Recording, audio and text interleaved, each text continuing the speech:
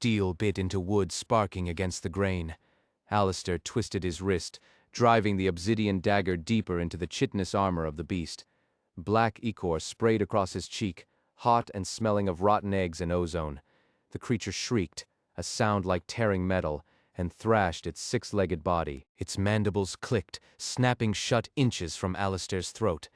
He kicked off its carapace, putting distance between them, and scrambled up the slick wall of the canyon. The ground beneath his boots shook. Another monster dropped from the ceiling, landing with a heavy thud that cracked the stone. This one was larger, covered in quills that vibrated with a low hum. His left hand gripped the strap of his satchel, knuckles white. Inside were 3 scrolls, half-empty ink pots, and the only copy of the map to the sunken city of Aurelia. If he dropped them, he lost everything. He looked up.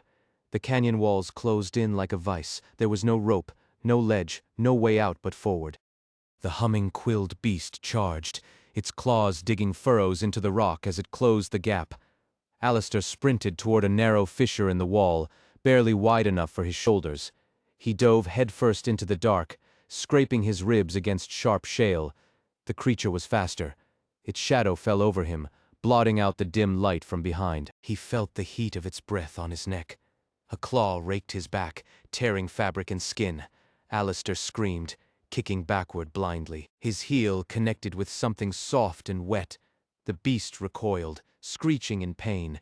He rolled through the fissure, into a small, cramped chamber that smelled of damp earth and old magic. The entrance narrowed behind him, choked by fallen rocks dislodged by the beast's weight. He could hear them outside, clawing at the stone, waiting for him to suffocate or starve. His heart hammered against his ribs like a trapped bird. He looked at his hands. They were shaking, not just from adrenaline, but from the depletion of mana. The air in the chamber was thick with residual energy, but he had none left to draw upon. He was just a man now, stripped of the spark that defined every cartographer worth their salt. He reached into his pocket and pulled out the compass. It spun wildly, unable to lock onto north because there was no magnetic field here. The Deadlands didn't have rules. They had hunger. A shadow passed over the fissure entrance. A single eye, yellow and slit-pupiled, peered in. It blinked slowly. Then a claw reached through, hooking into the stone. Alistair closed his eyes. He thought of the kingdom's spires, pristine and white. He thought of the council's faces, cold and dismissive. You cannot map what does not hold still. High Cartographer Varen had said. You lack the precision. You lack the discipline. They had banished him for failing to track the shifting borders of the cursed lands. It required negotiation. The claw pulled back. The eye vanished. Silence returned, heavy and suffocating. He had a choice. Stay here and die, or try to carve a new path through the rock with a broken dagger and no mana. He looked at the compass one last time. Then he stood up. Banished for failing to map the cursed Deadlands. Alistair turns to charting Forgotten Realms instead. Now he hunts lost treasures and mythical beasts to reclaim his honor before time runs out. Before we get into the story, do me a quick favor. Like this video, subscribe, and comment what story you want to see next. Now, let's begin. 3 days earlier, in the Grand Hall of Aethelgard, the same Alistair had stood before the Council of 12, his maps spread across the obsidian table like a confession. High Cartographer Varen leaned forward, his fingers tracing the ink lines on the parchment. The Deadlands expand by 3 miles every week. Varen said, his voice dry as dust. Your last report claimed only 2. The terrain shifts, Varen. Keeping his voice steady, he did not look at the other council members.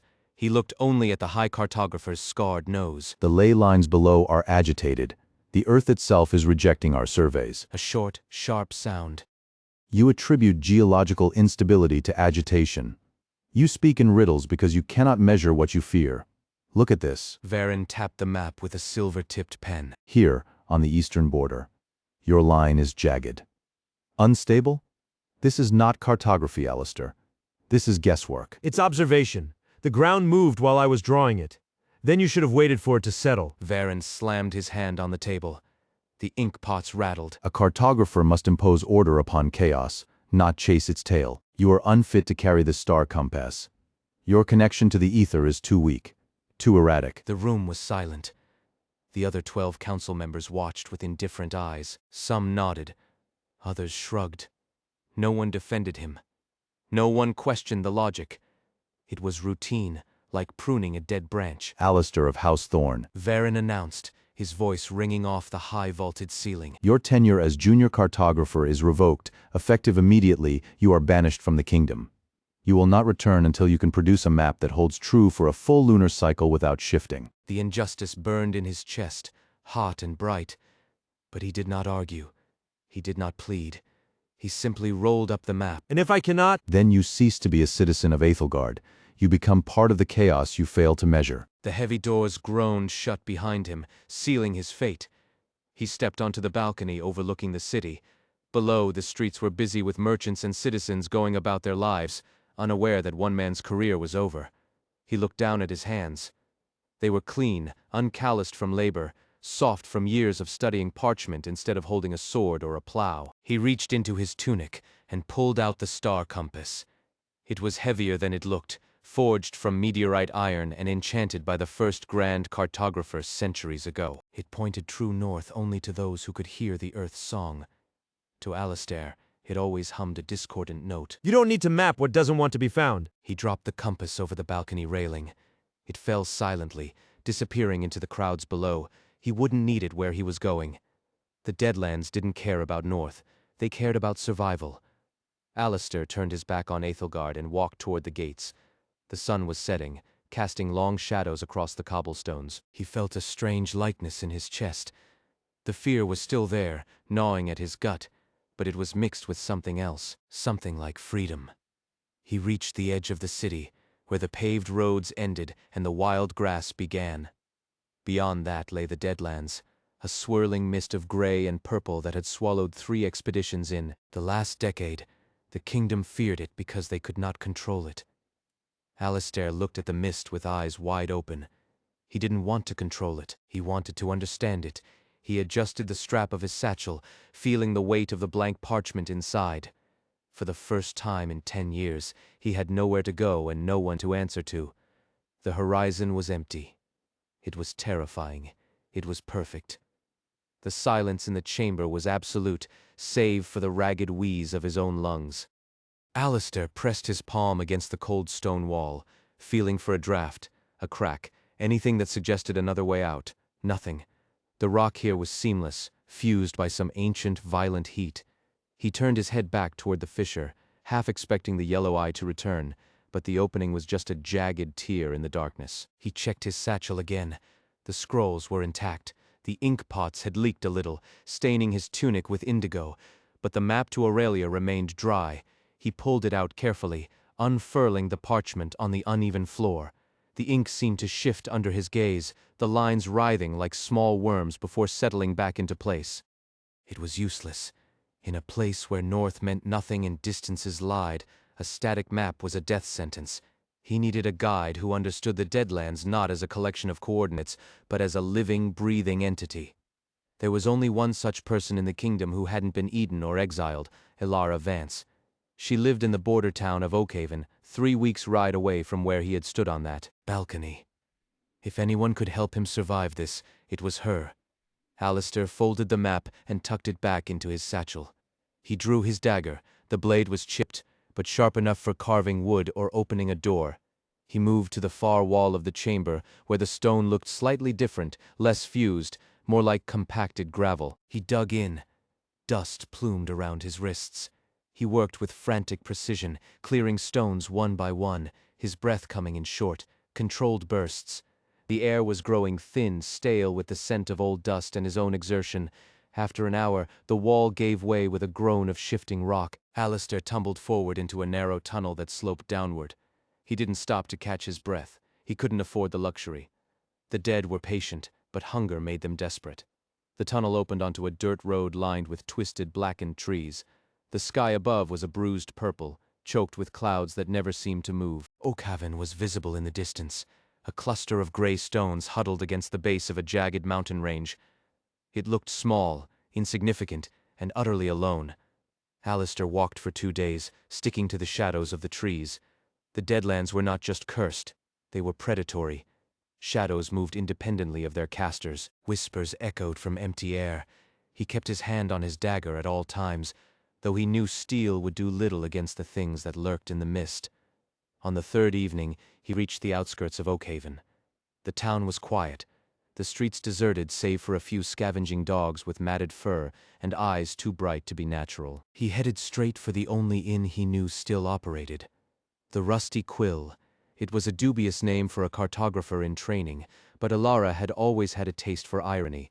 The door was heavy oak, reinforced with iron bands. Alistair knocked. No answer. He knocked again, harder. The sound echoed into the darkness within. Finally, a latch slid back with a clank. The door creaked open an inch, revealing a sliver of warm yellow light in the eye of an old woman with milky whites. "We're closed," she croaked, her voice like grinding stones. I don't need room service. Keeping his hands visible. I'm looking for Ilara Vance. The eye narrowed. "Who's asking?" Alistair Thorne. Banished. The door slammed shut. The lock engaged with a definitive click. Alistair stood there, the wood hard against his shoulder. He could hear footsteps on the other side, hurried and erratic. Then the door opened again, wider this time. Alara stood in the threshold, a lantern in one hand and a crossbow in the other. She was taller than he remembered, her hair streaked with gray, even though she was only 35.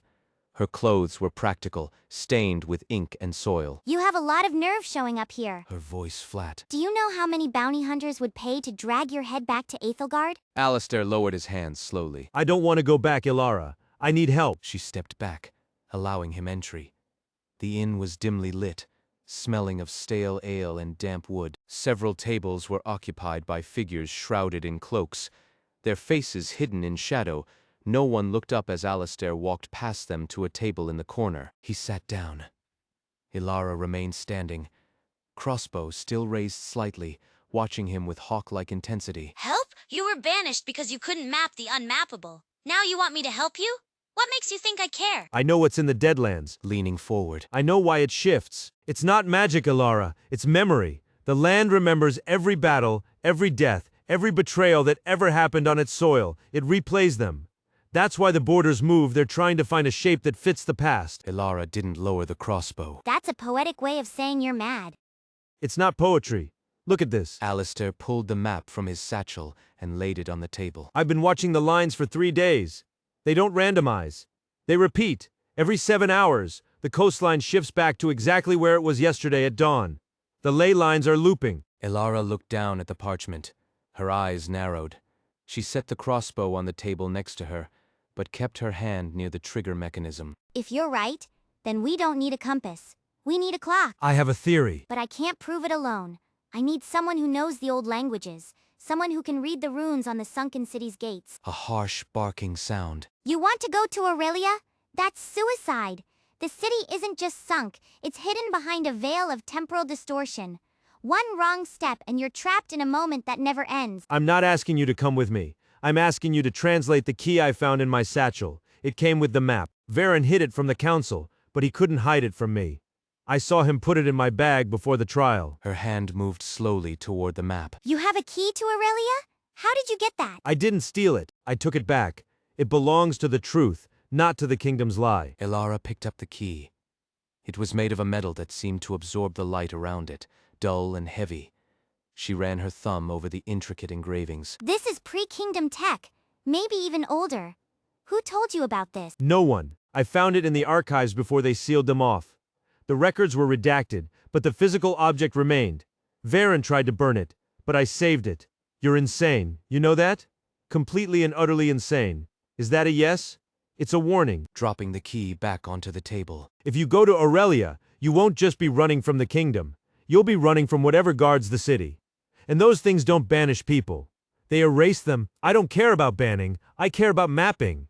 If I can chart a path through the temporal distortion, I can prove the Deadlands aren't cursed. They're just unaligned. And if they're unaligned, we can fix them. We can bring the land back under control. Ilara shook her head. "You still think everything needs to be controlled. That's why you failed. You tried to force the Earth to hold still. Now you want to force time itself?" Time is just another coordinate. If I can find the anchor point, I can stabilize the region. No more shifting borders. No more losing men to the mist. The kingdom would have to listen. they'd have to admit we were wrong. Elara picked up her lantern and moved it closer to the map. She traced the looping lines with a finger. An anchor point. There's only one place in the Deadlands where time is known to stand still. The Spire of Whispers. It's in the center of the shifting zone. But getting there is impossible. The ground turns to quicksand every hour on the hour.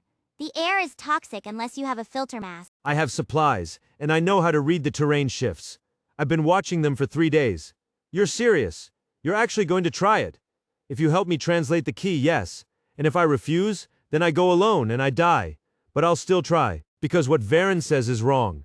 The Deadlands aren't broken. They're waiting. Elara looked at the other patrons in the inn. One of them, a man with a scar running down his cheek, raised his cup in a slow toast. A woman in the corner whispered into a small device that glowed faintly blue. They know you're here. Varen doesn't just banish traitors. He hunts them. I figured. That's why I need to leave tonight. A long, weary sound. She took the key from the table and slipped it into her pocket. The translation isn't free. I want a share of whatever treasure is in Aurelia. I don't care about treasure. I care about the truth. Everyone cares about treasure. Alistair. Some just call it something else. She stood up and grabbed her cloak. Let's move. If we stay here, the hunters will find us by dawn. Alistair stood up as well, slinging his satchel over his shoulder. He looked at the map one last time, then folded it and put it away. The lines had shifted again while he talked. The coastline had moved another mile west. Where are we going first? To the armory. You'll need more than a chipped dagger if you want to survive the spire. Alistair nodded. He stepped out into the night, the cold air hitting his face like a slap.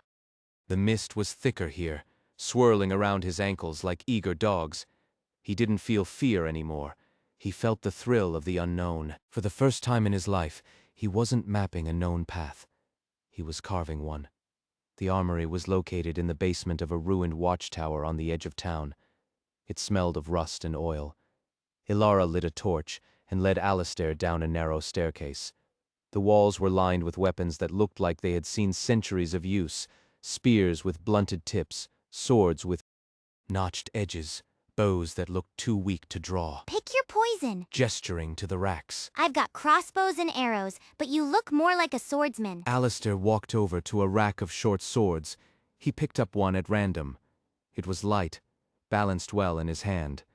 He swung it once, twice. The edge was sharp, gleaming in the torchlight. This will do. You have no armor? I don't need it. It slows me down. In the Deadlands, speed is survival. Elara rolled her eyes. Stubborn to the end. Fine, take these. She tossed him a pair of leather bracers and a quiver of arrows. They're enchanted with minor warding runes. Won't stop a direct hit, but it'll slow down the lesser wraith. Alistair caught the items and slipped them on. They fit perfectly, as if Elara had known he'd come. Did you keep these ready for me? Hope is a powerful motivator. But don't get used to it. They climbed back up to the street. The mist was rolling in faster now, thick and white. Alistair could hear voices in the distance, shouting orders. Hounds barked, a sound that made his skin crawl. The back way. She led him through a series of alleys and over fences until they reached a large wooden cart parked behind the inn. It was covered in a tarp, but Alistair could see the shape of wheels and poles underneath. What's that? A wagon. Don't ask questions. She lifted the tarp to reveal 2 horses inside, harnessed and ready. They were black, their eyes wide and intelligent. Alistair whistled softly, a sound he'd learned from his father's horseman friends before everything fell apart. The horses nickered, recognizing the tone of command. Get in. Climbing onto the driver's seat. I'll drive. You steer your own horse. Alistair scrambled onto the side of the cart, his boots slipping on the damp wood before finding purchase. He grabbed the reins of one of the black horses, pulling it forward as Elara cracked the whip. The leather tips snapped against the air with a sound like breaking bone. The horse bolted. Dust and debris kicked up in their wake as they tore through the back alleys of the town. Alistair huddled against the wooden slats, his heart hammering against his ribs. He glanced back once. The inn was receding into the mist, but 3 riders on dark steeds were already cresting the hill behind them, their lanterns cutting through the fog like searchlights. They're gaining. We need to lose them in the streets. Elara didn't look back. Her hands were steady on the reins, her body leaning forward as if she were part of the beast's spine. The main roads are blocked. Varen's men put up barricades an hour ago. We go through the sewers. The sewers. Are you insane? The Deadlands are shifting under us. If we go underground, we might end up in another century. Better a different century than a prison cell. She yanked the reins hard to the left. The cart slammed into a narrow gap between two crumbling tenements, the wooden sides scraping against stone with a harsh, grating screech. Sparks flew as iron wheels hit uneven cobblestones. Alistair gripped the leather reins until his knuckles turned white. The horse beneath him shrieked, its muscles bunching as it navigated the tight turn. They burst out onto a wider avenue, but it was deserted. Street lamps flickered and died one by one as they passed, leaving them in darkness save for the moonlight breaking through the thick mist. Where did everyone go? His voice dropping despite the chaos. Curfew. Varen declared it at noon. Anyone not in their home after sundown is declared a sympathizer. That means they get hunted too. Alistair felt a chill that had nothing to do with the night air. He looked at the rider behind them.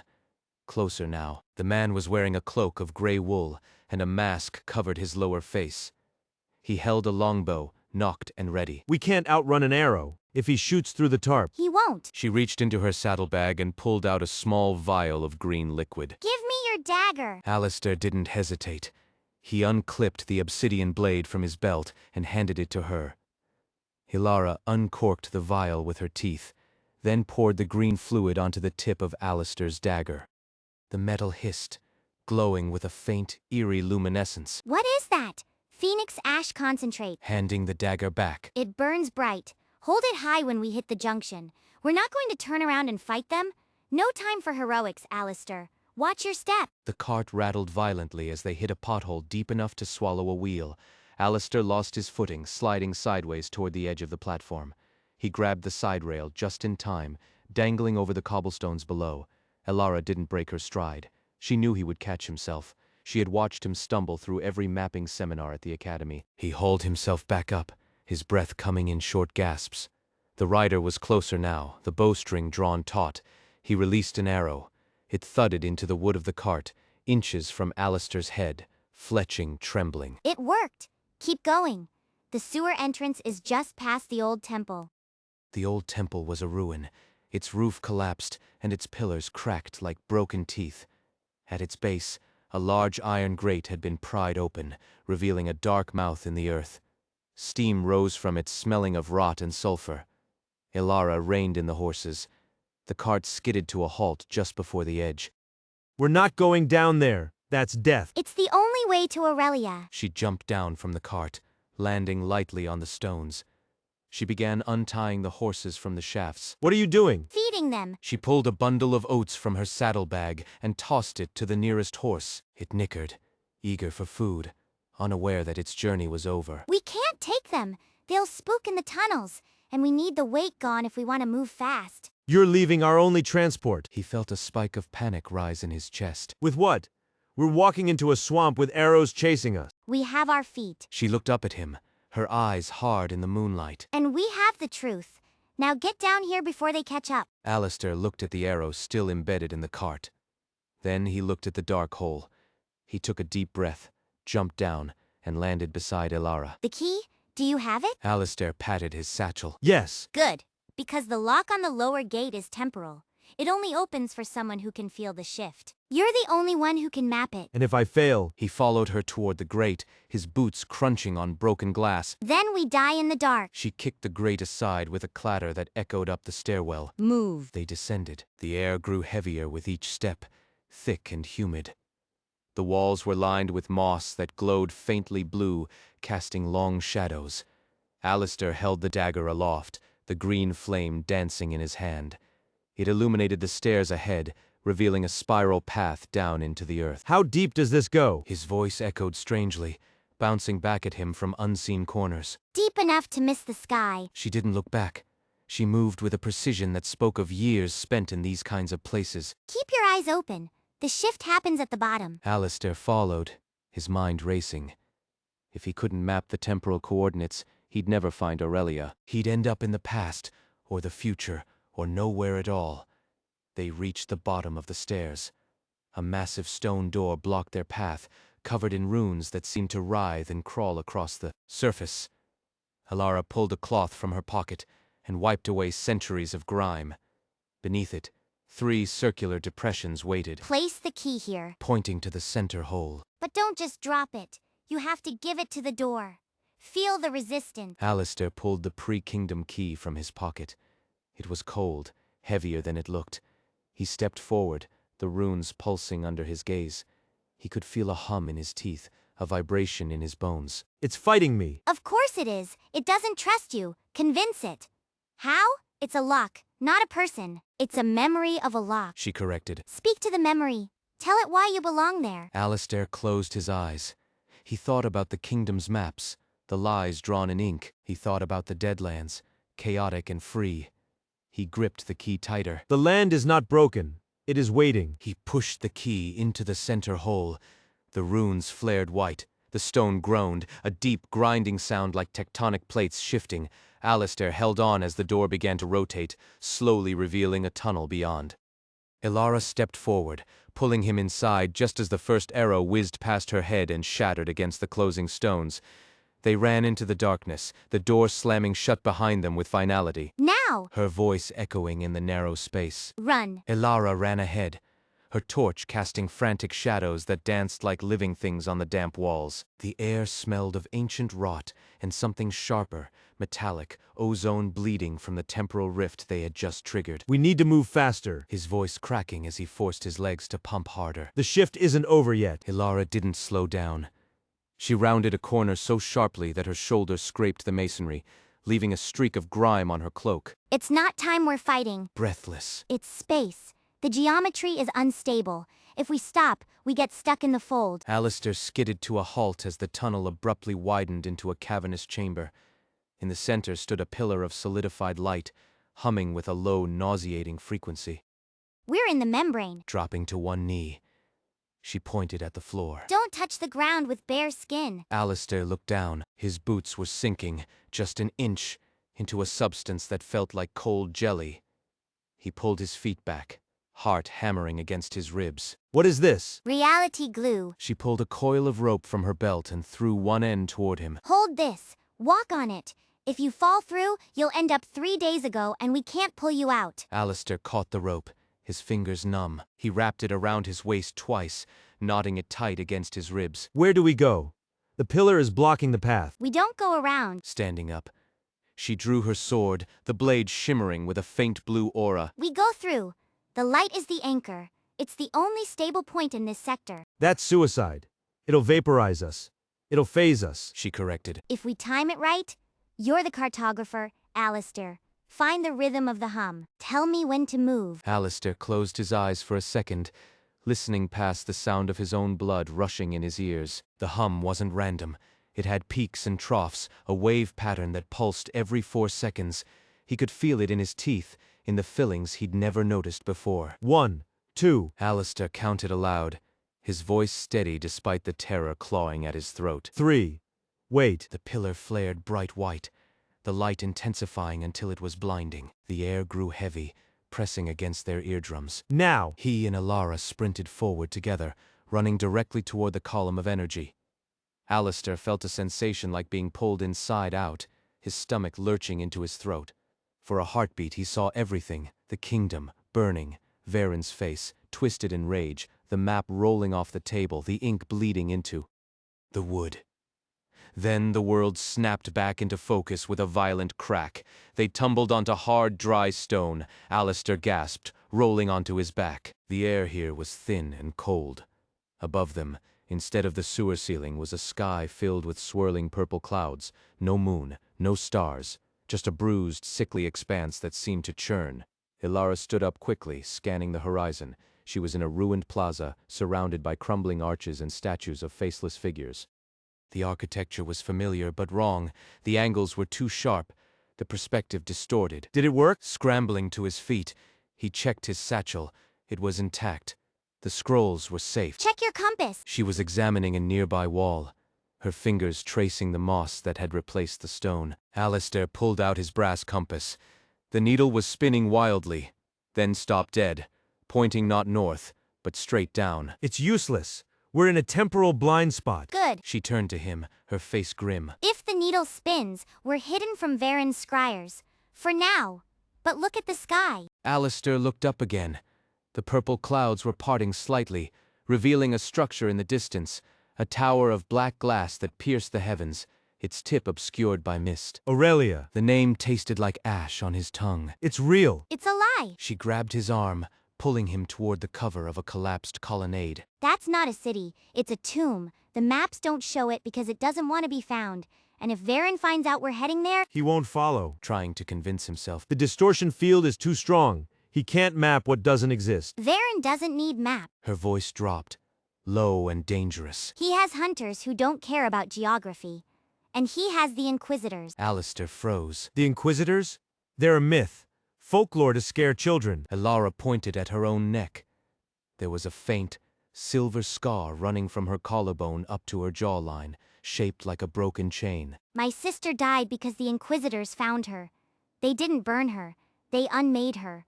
Erased her from memory, from history, from everything. I've seen it happen. Alistair stared at the scar, then at Elara's face.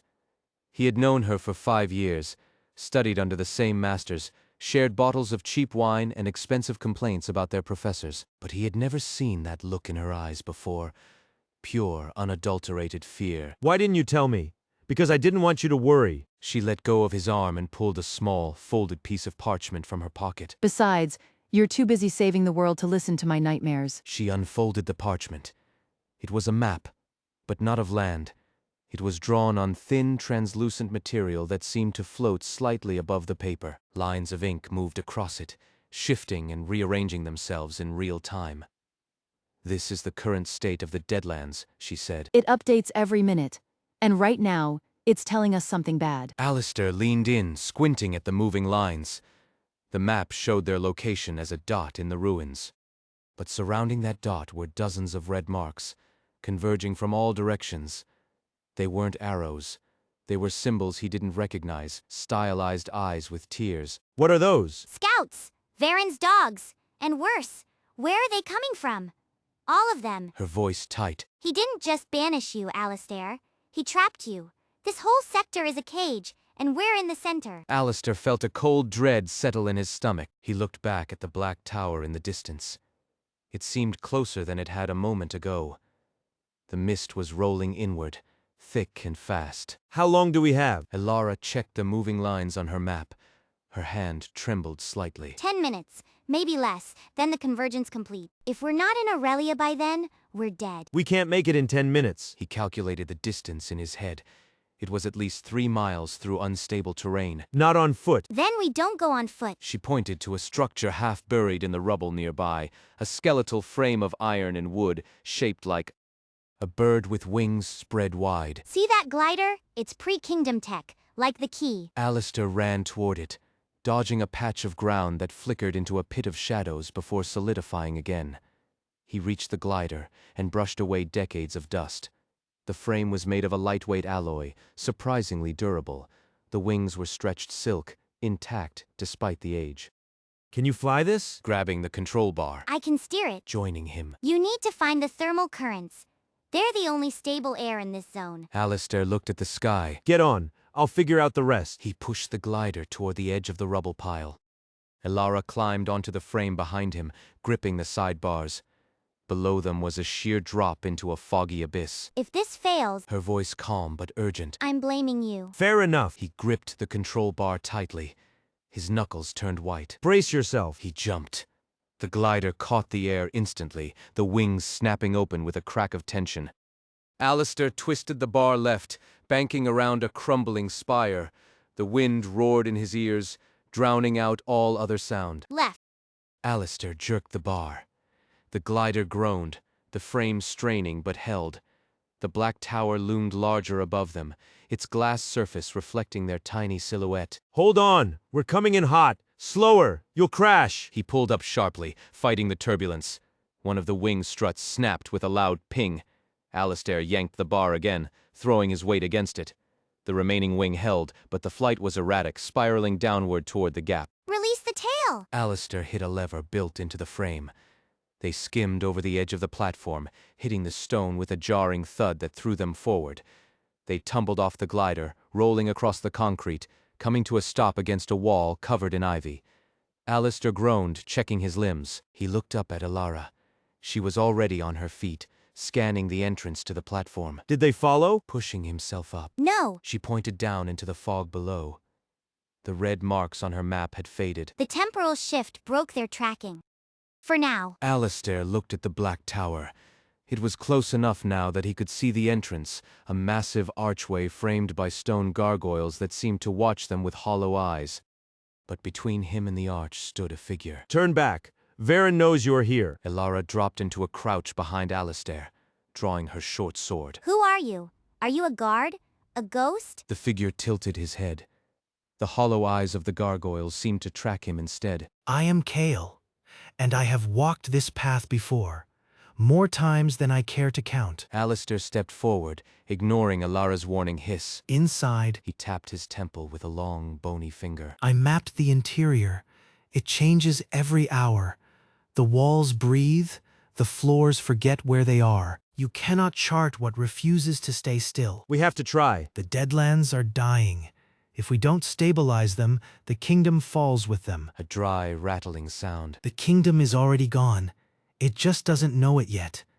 Varen isn't hunting you out of duty, Cartographer. He's hunting you because you're the only one who can find what he lost. What did he lose? Her sword hand trembling slightly. His memory, He pointed the staff at Alistair's satchel. the key opens more than a door. It opens a wound. And if you open that wound, you might not be able to close it. Alistair looked down at his satchel. The key inside felt suddenly heavy, cold against his ribs. He glanced back at the glider, then at the archway ahead. The mist was swirling faster now, forming shapes that looked disturbingly like faces. Then we'd better hurry. Kale didn't wait for permission. He turned on his heel, the hem of his tattered gray cloak sweeping over the rubble, and marched toward the archway. His boots made no sound against the stone. Alistair hesitated. The satchel felt heavier now, the key pressing a sharp, cold point into his back with every breath. He looked at Alara. She was still crouched low, her eyes locked on Kale's retreating form, her sword tip twitching in anticipation of a threat that hadn't yet materialized. He doesn't look like a guide. He looks like a ghost. Everything here is a ghost until it kills you. She rose slowly, lowering her sword but keeping it ready. If he wanted us dead, we'd be ash before we hit the ground. Move. They followed Kale into the shadow of the archway. The air inside was instantly colder, dropping 10 degrees in a single step. The mist swirled around their ankles, thick and gray, clinging to their legs like wet cobwebs. Ahead, the corridor stretched into darkness, the walls lined with stone gargoyles whose hollow eyes seemed to track their movement. Kale stopped abruptly at a junction where 3 corridors diverged. He raised his staff, tapping it against the floor. The wood cracked, and a faint blue light pulsed from the impact point, fading quickly.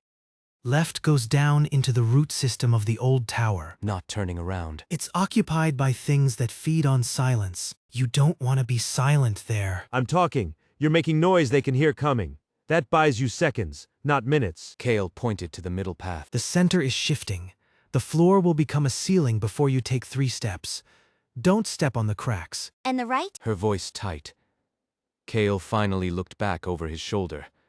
His face was pale, scarred tissue running from his ear to his jaw, but his eyes were sharp and clear. The right is where Varen keeps his memories. If you go there, you won't leave as yourself. You'll leave as a page in his book. Alistair felt a chill that had nothing to do with the temperature. He stepped forward, ignoring Kale's warning. The key opens the wound. Which door leads to the wound? Kale stared at him for a long moment. Then he laughed again, that dry, rattling sound. You haven't learned yet, have you? The key doesn't choose the door. The wound chooses the key. He gestured down the center path. But not through the cracks. Around them. On the shadows. Alistair frowned. Shadows don't hold weight. Deadlands shadows do. He started walking, his steps precise, avoiding every dark patch on the floor that looked like a void. Alistair glanced down. The shadows weren't just absence of light. They were deeper than the stone, swallowing the faint blue glow of Kale's staff. Alistair followed, placing his feet only on the illuminated patches of gray stone. Alara mirrored him, her eyes wide as she watched the darkness ripple beneath their boots. When one of the shadows lashed out like a whip, snapping at her ankle, she jumped back, gasping. Don't look down. If you see where it's going to strike, it already has. Alistair gripped his satchel tighter. The key inside pulsed, a slow, rhythmic beat against his spine.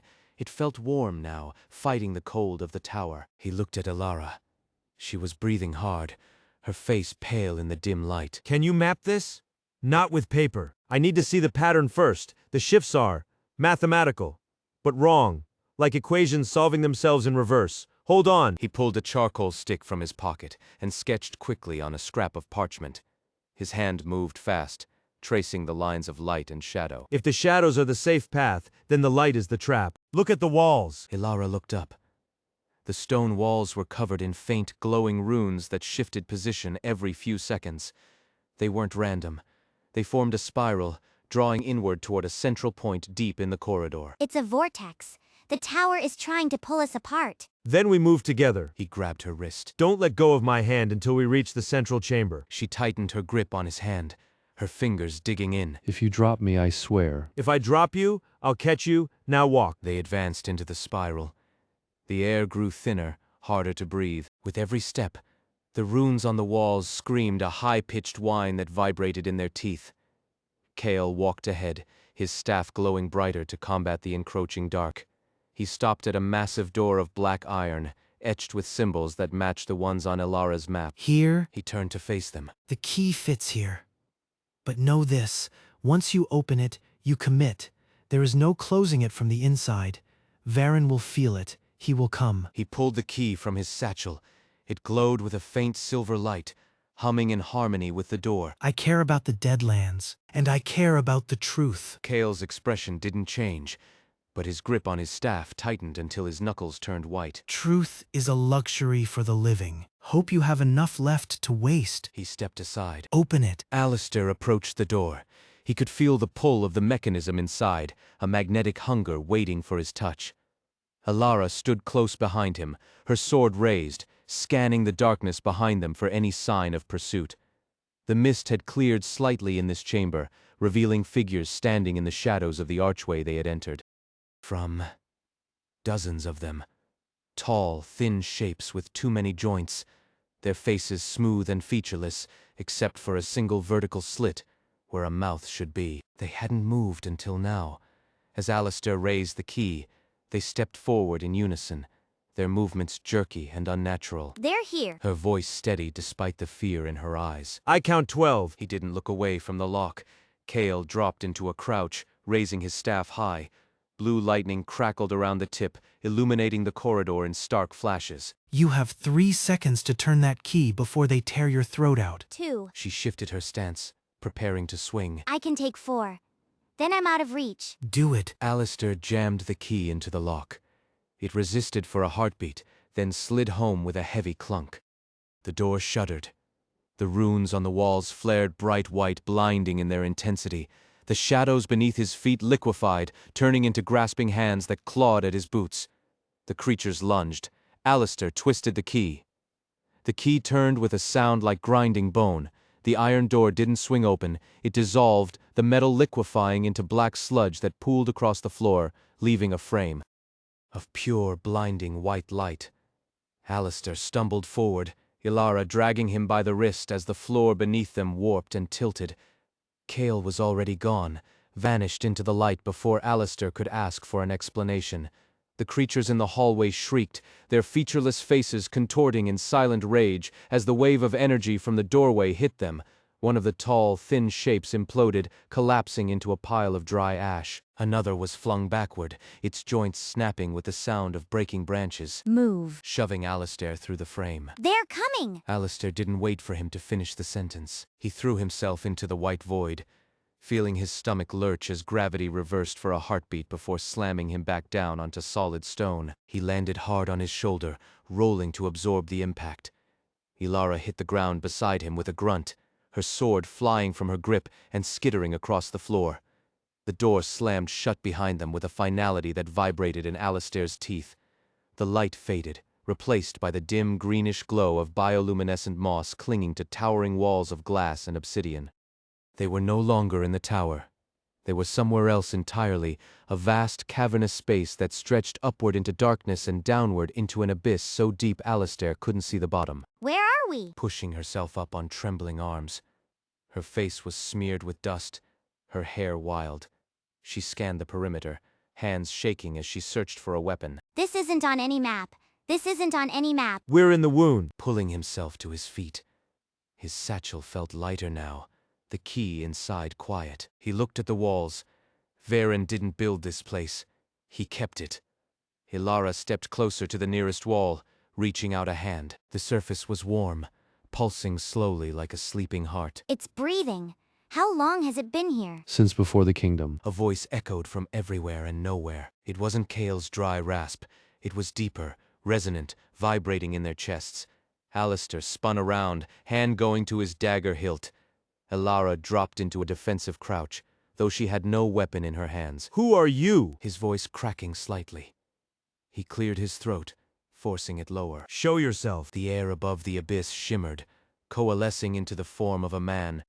He wore robes of woven shadow that shifted with every breath, revealing glimpses of starlight beneath.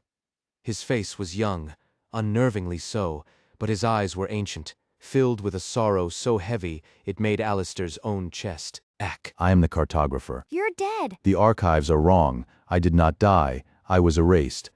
Varen took my name and gave it to his own history. He took my maps and burned them. But he could not burn the truth. Truth is heavy. It sinks. It hides in wounds like this. Alistair stepped forward, ignoring Ilara's warning grab at his sleeve. What wound? Kale said the key opens a wound. Is that it? The Deadlands are not cursed. He drifted closer, floating inches above the ground. His feet did not touch the moss. They are wounded, a tear in the fabric of reality, caused by a betrayal so old even the stones have forgotten the name of the traitor. Varen is not hunting you to stop you from finding Aurelia. He is hunting you because you carry the suture. Alistair looked down at his chest. The key was pressed against his ribs again, hot and sharp. The key is a suture? The key is the needle. The cartographer corrected. You are the thread. Without you, the wound bleeds. The Deadlands spread. The kingdom falls into it. You cannot map Aurelia because Aurelia is on the other side of the tear. To reach it, you must heal it first. A sharp, jagged sound. You expect us to stitch a hole in reality?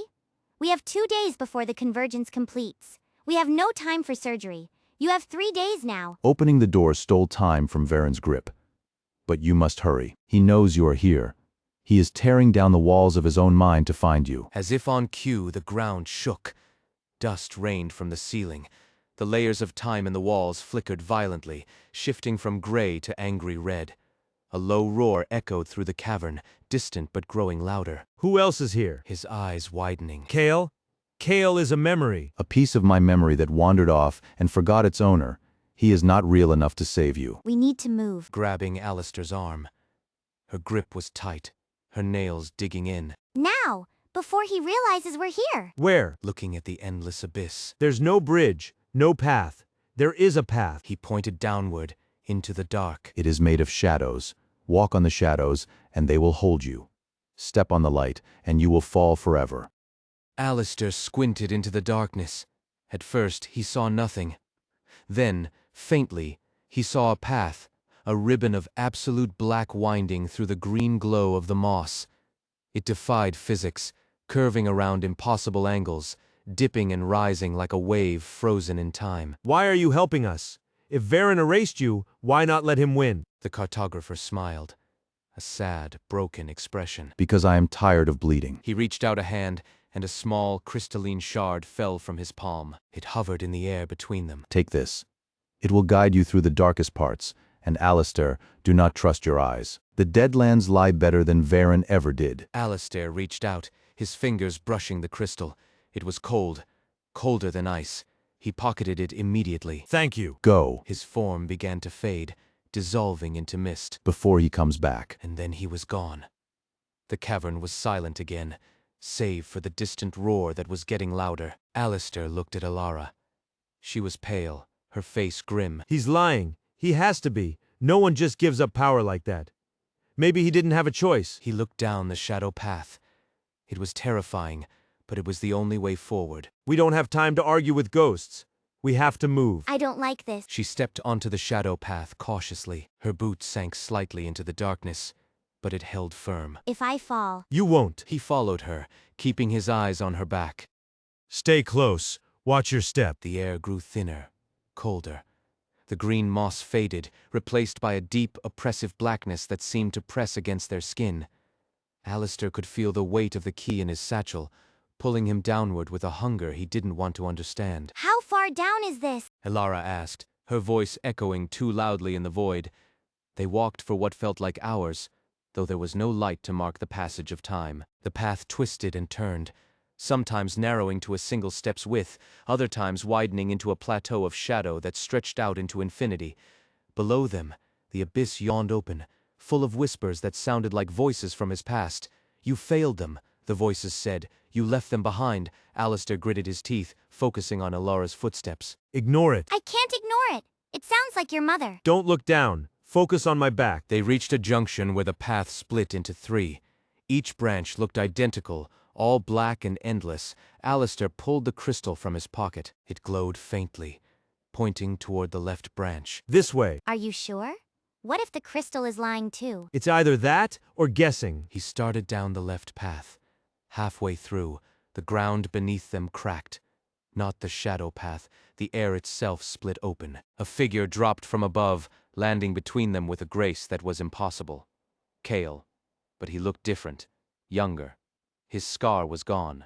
His eyes were clear. You're not real. Her voice shaking. You're a memory. I'm a warning. He looked at Alistair, his expression fierce. The left path leads to the City of Mirrors. It shows you what you want to see. You will never leave. The right? The right leads to the ash wastes. You die there. Quickly, but painfully. Kale stepped closer, his voice dropping to a whisper. The center? The center is where I died. And if you go there, you might join me. Why are you telling us this? Why help us at all? Kale looked down at his hands. They were translucent, flickering in and out of existence. Because I owe you a debt I can never repay. Choose wisely, Alistair. The key is not enough. You need to want to live more than you want to be right. He dissolved into mist before they could respond. The three paths stretched out before them, identical and terrifying. What do we do? Alistair looked at the crystal. It was pointing left, but Kale said left was a trap. Wait. He closed his eyes, listening. Below them, in the depths, he heard a sound. Not whispers, breathing. Slow, rhythmic breathing. The wound is still there. The cartographer said it sinks, so we follow the breath. He closed his eyes again, filtering out the wind, the cold, the fear. He heard it, a faint, steady inhale and exhale coming from no direction. Everywhere. The center. It's not where Kale died. It's where the heart is. Alistair. Elara started. Trust me. He stepped onto the center path. The shadows parted for him, welcoming him. If we die together. But if we're right, we end this. Elara hesitated for a second. Then she grabbed his hand and followed.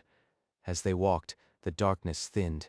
Ahead, they saw a light, not the white of the tower, but a warm golden glow. The smell of ozone faded, replaced by the scent of rain on dry earth. The path ended at the edge of a cliff, overlooking a city suspended in mid-air. Aurelia.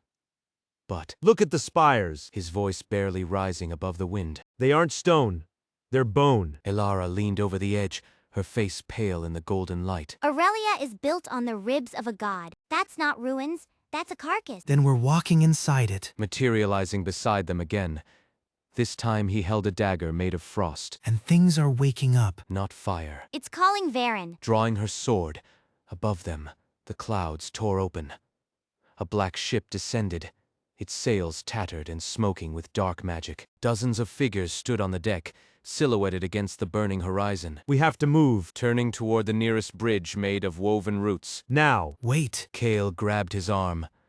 The grip was icy, painful. The bridge is a trap. Varen placed it there for you.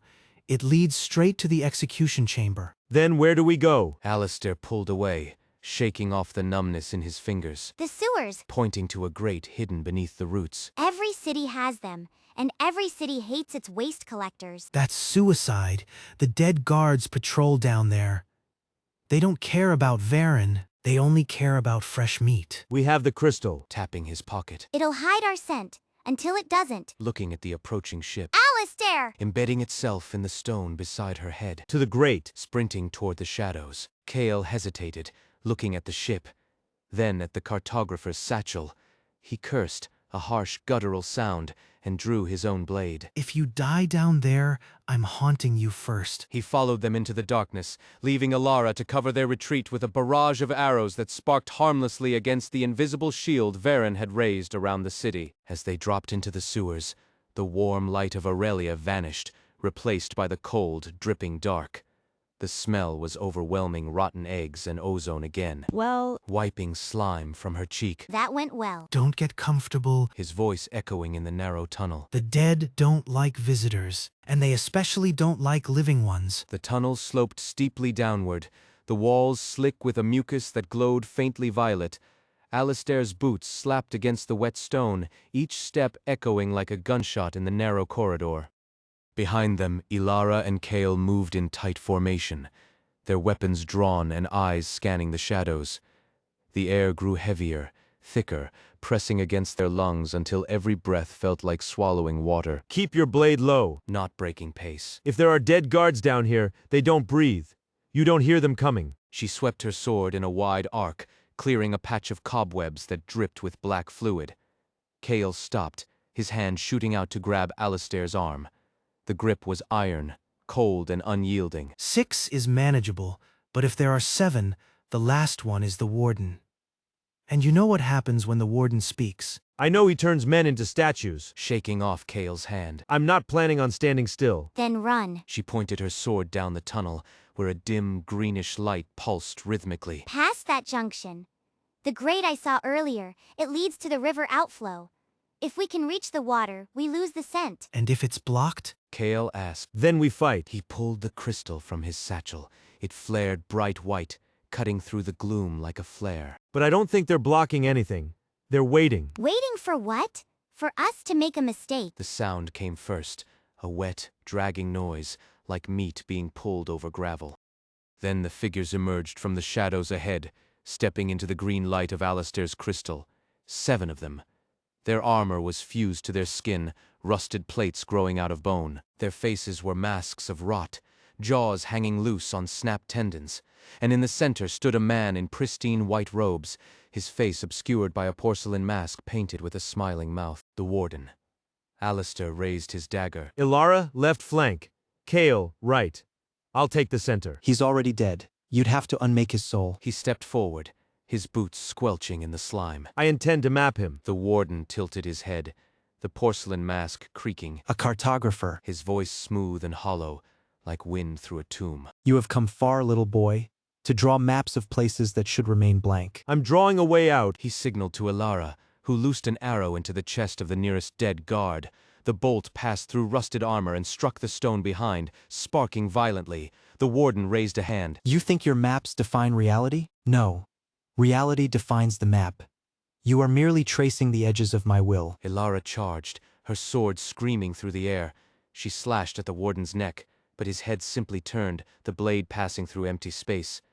The warden flicked his wrist, and Ilara was thrown backward, skidding across the wet floor until she slammed into a wall. Ilara? Charging in with a wild swing.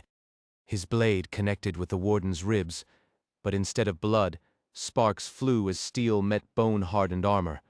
The warden backhanded Kale, sending him flying into Alistair. The 2 men crashed to the ground, tangled in limbs and dust. Alistair scrambled up, clutching his dagger. He shouted, We have to break the mask. It's the anchor. The mask? a sound like shattering glass. It is my face. It is my truth. You cannot break what you do not understand. Alistair looked at the crystal in his hand. It was pulsing faster now, reacting to the proximity of the warden's dark magic. He remembered the lesson from the tower. The Deadlands are not a place. They are a state of mind. Kale, hit the ground. Not him. What? Kale pushed himself up, blood trickling from his nose. What are you talking about? The dead are anchored to their deaths. He threw the crystal at the warden's feet. It shattered on the stone, exploding in a burst of white light that blinded everyone in the tunnel. In that split second of clarity, Alistair saw the truth. The warden wasn't just standing there. He was rooted to the spot, His feet merged with the stone floor, lines of black energy pulsing from his toes into the earth. The light faded. The warden stood unharmed, smiling beneath his mask. You see too much, Cartographer. Now you understand why some things must remain forgotten. Alistair grabbed Kale's arm. Run, now! They turned and sprinted past the warden, ignoring the dead guards that lunged at them. Arrows whizzed past their heads as Alara scrambled to her feet, joining them in a desperate flight. Down the sloping tunnel. The sound of pursuit was everywhere. Dragging feet, snapping bone, the heavy thud of armor. They reached the junction where the tunnel split into three. Alistair didn't hesitate. He chose the middle path, the one that smelled of ozone and rain. Follow me! Behind them, the warden's voice echoed, calm and terrifying. You cannot run from what you have already drawn. The tunnel opened into a vast cavern, its ceiling lost in darkness above. In the center hung a massive chain, rusted and thick as a tree trunk, suspending a single door of iron. Below the door was a drop so deep that no light could reach the bottom. A bridge? Kale panted, leaning against the wall to catch his breath. That's our way out. No! Staring at the chain, it wasn't just holding the door up, it was pulling them downward. He could feel it in his bones, a magnetic pull that made his teeth ache. It's not a bridge, it's a hook. Alara drew her sword again, her eyes wide with fear. Then how do we cross? We don't. He looked at the iron door. The key in his satchel was burning hot against his hip. We open it. But the chain... Kale started. Is bait. He stepped toward the door, the heat from the key intensifying. And I'm not falling for it. He pulled the key from his satchel. It was no longer just a crystal, it was a shard of pure white light, shaped like a dagger. He raised it high, and the iron door groaned, its hinges screaming in protest. The chain above tightened, pulling the door down toward them like a closing jaw. Close it. It's too strong. I have to try. Alistair jammed the key into the lock. It fit perfectly. With a turn that required all his strength, he wrenched it open. The door didn't swing outward. It vanished. Behind it was not a bridge, but a staircase descending into the earth. The air rushing out of it was warm and smelled of wet stone and old blood. It's a trap. Her voice trembling. It has to be. Alistair looked at the staircase. He could hear voices coming from below, human voices, arguing, screaming, begging, and beneath them, the slow, rhythmic breathing he had heard earlier. The heart of Aurelia. It's the only way down. He stepped onto the first stair. It held his weight. And I think it's where Varen is waiting. Why would he be down there? Following him cautiously. Why hide in a tomb? Because tombs are for things that should stay buried. He looked back at the warden, who stood at the entrance of the cavern, smiling his terrible smile. And Varen is the most buried thing of all. Alara took a deep breath, steeling herself. Then let's go dig him up. Alistair's boot hit the first step with a hollow clang that echoed far too long, as if the stair were a bell waiting to be rung. He didn't wait for an answer. He led the way down into the throat of the mountain. The air grew heavy, thick with the scent of copper and old dry rot. The light from the crystal in his pocket dimmed, fighting against a pressure that pressed against his eardrums. Kale followed close behind, his dagger drawn, eyes darting to the shadows that clung to the walls like wet paper. Alara brought up the rear, her bow unstrung but her hand hovering over the quiver. How deep does this go? Her voice tight. My ears are popping. Deep enough to forget the sun. He tapped the wall with his blade. The stone was cold, unnaturally so. And quiet. Too quiet for a city that's supposed to be alive. Not alive. Alistair corrected, not looking back. He could feel the pull of the key in his bag now, tugging him down with a physical force that made his shoulder ache. Hungry. They descended for what felt like an hour, though there was no clock to mark the time. The stairs wound tighter and tighter, spiraling down into a darkness so complete it felt solid. Alistair could hear his own heartbeat in his throat, loud as a drum. Stop. Grabbing Alistair's shoulder, Alistair froze. What? Listen. Alistair strained his ears. At first, there was only the drip of water somewhere in the dark. Then, faint but undeniable, came the sound. Not breathing. Varen, he's down here. His face was pale in the dim light. We're not stopping. Shaking off Kale's hand. He kept walking, step by heavy step. If he's mapping this place, we need him before he maps us out of existence. The stairs ended abruptly on a landing that overlooked a vast subterranean lake. The water was black and still, reflecting no light. Rising from the center of the lake was an island of jagged rock, connected to the landing by a bridge made of woven roots that pulsed with a faint, violet bioluminescence. And on that island stood a figure. Varen. He wore the same robes he had in the tower, but they were tattered and stained with ink. He held a quill in one hand and a scroll in the other, his head bent low over his work. He did not look up as they approached the bridge. Varen! The sound died instantly, absorbed by the dark water. Varen continued to write. The scratch of the nib was louder now, echoing off the cavern walls like a ticking clock. Hey! Elara drew her bow, knocking an arrow but not drawing it. We need help. The warden is behind us. Varen finally stopped writing. He tilted his head, the motion stiff and mechanical, like a doll's. Then he spoke, his voice flat and devoid of emotion. Help is irrelevant. The map must be finished. Alistair stepped onto the root bridge. It groaned under his weight, the vines contracting around his boots like grasping fingers. Varen, listen to me. The warden has sealed the city. We need a way out. Now. Varen looked up. His eyes were gone. In their place were two pools of swirling ink. There is no way out, only deeper in. That's not true. Stepping closer. The bridge swayed, making his stomach lurch. The key opens the door to the heart. We're going there. It was a dry, cracking sound. The heart? You think the heart gives life? The heart is the prison. I have mapped every inch of this carcass. I know where the veins run. I know where the nerves end. And I know what lives in the center. Tell us? Elara said, her voice sharp. What is it? Varen held up his scroll. It was covered in intricate, spiraling diagrams that seemed to move when Alistair looked at them directly. I have mapped the geometry of your fear, and it has a price. Alistair stopped walking. He was 10 paces from the island now. The purple light of the bridge flickered, turning red. What kind of price? A trade. He pointed the quill at Alistair's satchel. The key is not a tool, it is a debt. You wish to enter the heart? You must pay the toll. What toll? His hand on his dagger hilt. Blood? Memory. Every step you take deeper into Aurelia costs you a memory, a happy one. The first time you saw the sun, the face of your mother. The taste of bread. That is the price of truth. Alistair felt a chill run down his spine that had nothing to do with the cold air. You're lying. Am I? Varen turned back to his scroll, picking up the quill. Look at your bag, Alistair. What is in it besides the key? Alistair looked down. The satchel felt heavier than before. He unzipped it just enough to see inside. 3 scrolls, half-empty ink pots, and the key, pulsing with a soft, white light. Nothing else. Are you sure? Check your pockets. Check your mind. Do you remember your first name before they changed it? Do you remember why you were banished? Or have those memories already been consumed by the map you carry? She looked at Alistair, her eyes wide. Alistair frowned. He reached for the memory of his banishment. It was there, but it felt distant, like a story he had heard someone else tell. But why? Why were you exiled? What did you do? Alistair shook his head. A spike of pain drove through his temple. I mapped a region that shouldn't have been mapped. The Deadlands. But He clutched his head. Varen leaned forward, his ink-black eyes boring into Alistair's soul. Exactly. You did not just lose your memories, you sold them to the key. It is part of the bargain. And now, you have come to collect more. This is a trick. Aiming her arrow at Varen's throat. Step away from the edge. Varen didn't flinch. Shoot me, and the bridge collapses. The roots feed on fear, little archer. Your anger makes them strong. Your doubt makes them hungry.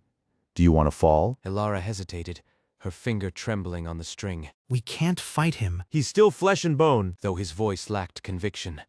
He took another step forward. The bridge tightened around his legs. Varen, give us the key back. We don't want to lose any more memories. Just let us pass. Varen shook his head slowly. The key is gone. It has already eaten your past. Now it wants your future. If you enter the heart, you will forget why you are there. You will forget who I am. You will forget yourself. Then what's the point? Her voice breaking. If we forget everything, what do we have left to save? Alistair looked at the scroll in Varen's hand.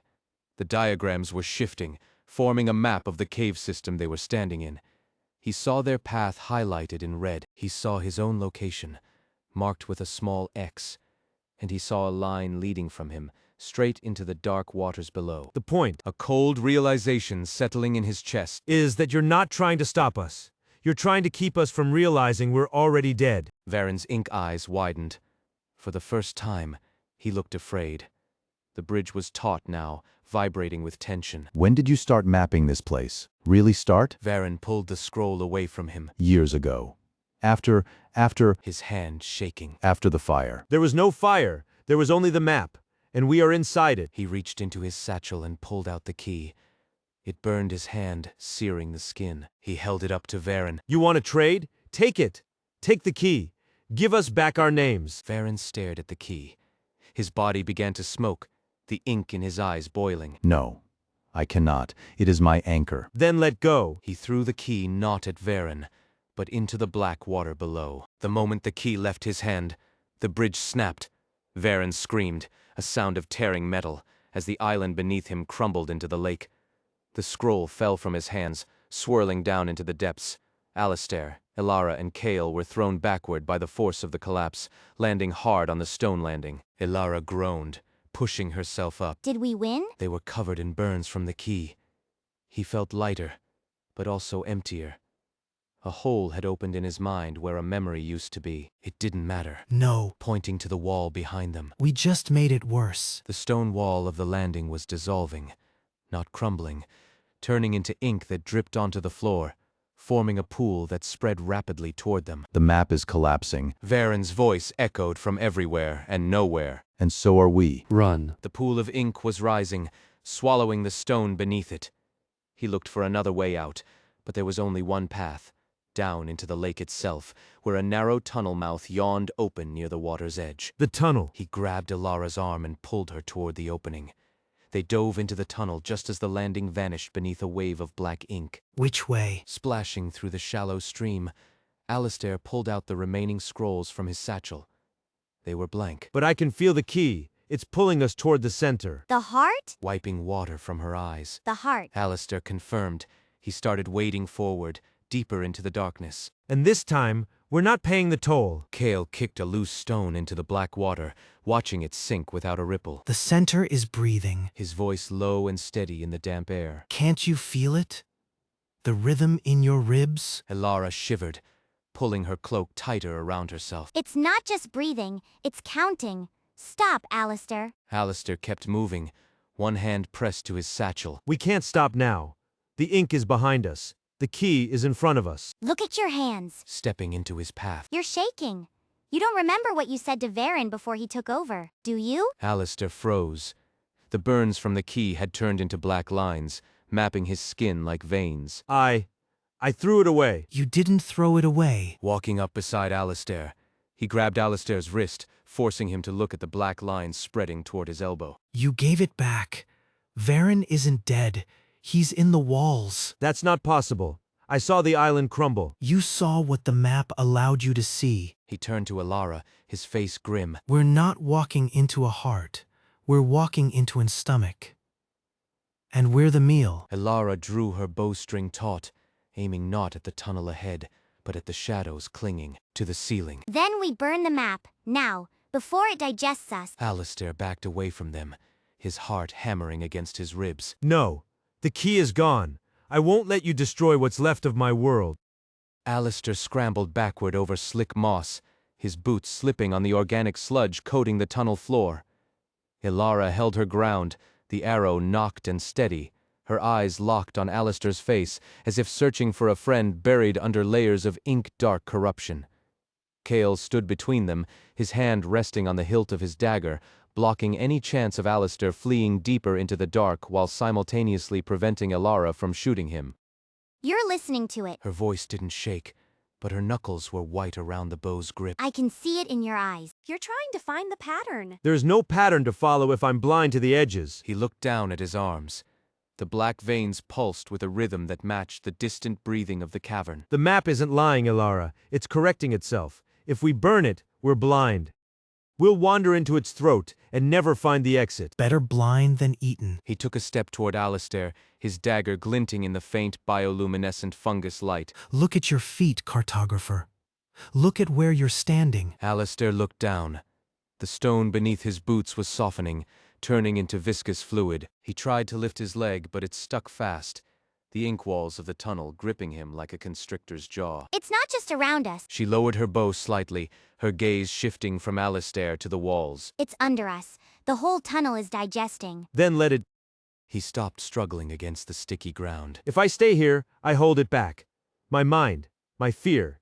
It keeps the map solid. If I run, the structure collapses. We all drown in ink. Don't be a martyr. He lunged forward, not at Alistair, but at the wall beside him.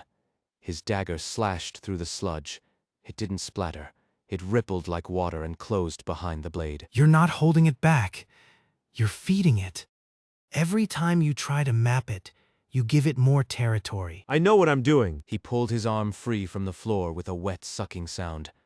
The black lines on his skin had reached his shoulder now, creeping up toward his neck. I am the Cartographer of Forgotten Realms. That is my purpose. To map the unmappable. Then map this. She kicked at a patch of hardening ink near her feet. Map how we get out without you turning into part of the wall. I can't leave the center. His voice sounded distant, as if he were speaking from the bottom of a well. The key went to the center. The heart is there. I need it back. You don't remember what the key does. He grabbed Alistair by the collar, slamming him against the damp wall. The ink hissed where their bodies touched. Varen took your memories because you traded them. You gave up your past for power, and now you're trading your present for a future that doesn't exist. Alistair's eyes widened. The black veins around his neck tightened. No, I didn't trade them. I lost them. Same difference. He released Alistair, stepping back to put distance between them. The key is inside you, Alistair. Or it will be soon. Once the ink reaches your head, you won't be able to tell the difference between what you remember and what the map tells you to remember. Elara lowered her bow completely. She looked tired, her cloak soaked in dark water. Kale is right. We saw Varen dissolve. We saw the scroll burn. But we're still here, and the tunnel is still getting smaller. Why? Because you're trying to force it to be what it was. It's not a road anymore. It's a stomach. Alistair backed away until his spine hit a rough patch of stone that hadn't yet softened. He looked at the darkness ahead. The breathing had grown louder, a wet, rhythmic thrumming that vibrated in his teeth. If we burn it, we lose Aurelia. Aurelia is dead. We've been dead for 2 days. Remember? That's the timeline. 2 days since you left the kingdom. 2 days since you fell into the Deadlands. We've been walking in circles while your mind rewrote history to keep us going. Elara nodded slowly. The innkeeper. The caravan. He wasn't there, Alistair. I checked the ruins. There's no caravan. There's no town. Just rock and ink. Alistair shook his head. No, I remember the fire. I remember the smell of smoke. That was the map burning in your head. You're dreaming us, Alistair. We're projections, and when you wake up, we die with you. Then don't let me wake up. His voice cracked. He clutched his satchel to his chest. If I forget the map, I forget who I am. If I don't know who I am, I'm nothing. You're alive. She took a step closer, ignoring the ink rising around her boots. You're standing in front of us. You're arguing with us. You're afraid. Fear is real, Alistair. It's the one thing the map can't mimic because it doesn't feel it. It just records it. Alistair looked at his hands. The black veins had crossed his throat. His skin felt cold, numb.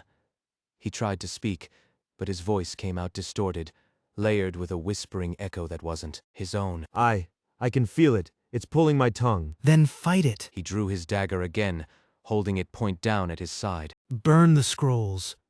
Break the satchel. Shout until your voice tears. Anything to break the connection. Alistair looked at Elara. Her eyes were fierce, desperate. He looked at Kale. His face was hard, resolved. But the ink was at his ears now. The whispering grew louder, a chorus of voices reciting coordinates and landmarks that hadn't existed for centuries. North by northeast. Depth 300 fathoms. Entrance sealed. Return to source. I can't. He tried to lift the satchel strap over his head to tear it open, but his arms wouldn't obey. They hung limp at his sides. It won't let me. Then we make it let you. Elara knocked another arrow. This time, she lit the tip with a small pouch of flash powder she kept for signaling. The flame roared to life, casting long dancing shadows against the dissolving walls. You have 3 seconds to drop that bag. 1. Alistair stared at her. The black lines were creeping into his eye sockets. His vision was splitting, seeing 2 worlds at once, the dark, wet tunnel and a bright, sunlit city made of parchment and gold. 2. Alistair, His voice was soft now. let go. I can see it. The golden city was so clear, he could taste the air. It smelled of old paper and freedom. Aurelia is right there, just below us, if I jump. 3. Ilara released the arrow. It flew true, striking the satchel strap at Alistair's shoulder. The flash exploded, blindingly bright in the dark tunnel. The strap severed. The satchel fell from his hand, hitting the floor with a heavy thud. Alistair screamed as the connection snapped. The golden city vanished. The ink surged forward, swallowing the satchel whole. He fell to his knees, gasping for air, his body trembling violently. Kale rushed forward, catching Alistair before he hit the ground. He's still with us. Just barely. Ilara lowered her bow, her chest heaving. The scrolls are gone.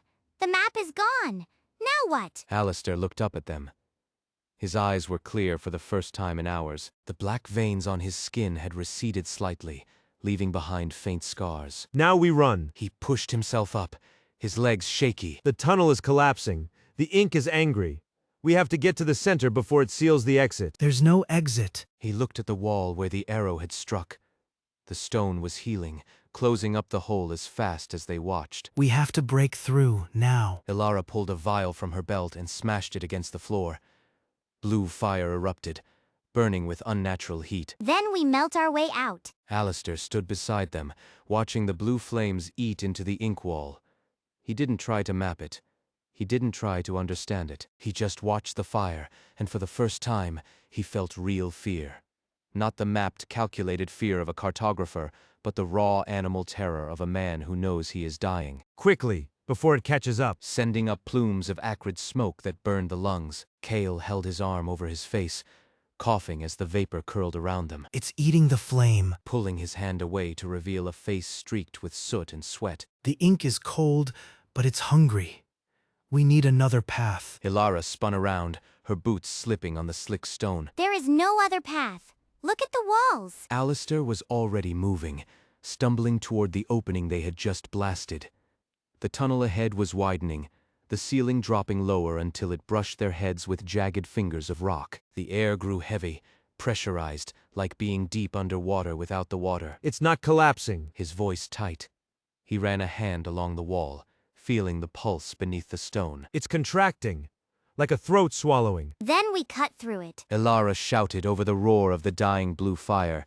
She drew her bow again, aiming at the narrow gap where the tunnel narrowed to a slit. A hole, wide enough for us. We don't have time to shoot our way out of a mile of stone. He grabbed her wrist, stopping the draw. Look down. Ilara looked. The floor of the tunnel was no longer solid. Beneath their feet, the rock had turned into a grid of fine lines, glowing faintly red. The ink from the walls was seeping up through the cracks, boiling around their ankles. The map is rewriting itself. He stared at his own feet, where the red lines aligned with the scars on his skin. It's trying to find a new route. For us. To where? He kicked at the glowing floor. Sparks flew, but the rock didn't crack. It hardened instantly, sealing his boot in place. Alistair, read it. I can't. His eyes darted across the grid, seeing data streams overlaying reality. Numbers, coordinates, timestamps. It's not written in ink anymore. It's written in memory, and I don't have any left to give. Then give me yours. She reached out, grabbing his shoulder. Her fingers dug into his tunic. What does it say? What is it showing you? It says, Alistair choked on the word. The red light was intensifying, pulsing in time with his heartbeat. it says we are already there. What? Kale pulled at his boot, but the stone held fast. He looked up, panic rising in his eyes. Where? Where are we? The heart. His voice changed, dropping an octave, resonating with a hollow echo that didn't match his throat. We are standing in the heart, and it is waking up. The ground lurched. The grid of red lines flared brighter, blindingly white, then vanished, leaving them standing on smooth, glassy obsidian. The walls were gone. The tunnel was gone. They stood on a vast circular platform suspended in an endless void. Above them, the sky was not sky, but a swirling mass of parchment sheets, torn and fluttering like leaves in a hurricane. Below them, the dark water churned, rising rapidly toward the edge of the platform. In the center of the platform stood a figure, tall, robed in shadows that moved independently of his body. Varen. But he was not broken. He was whole, and he was holding a quill made of bone. You're too late. His voice did not come from his mouth.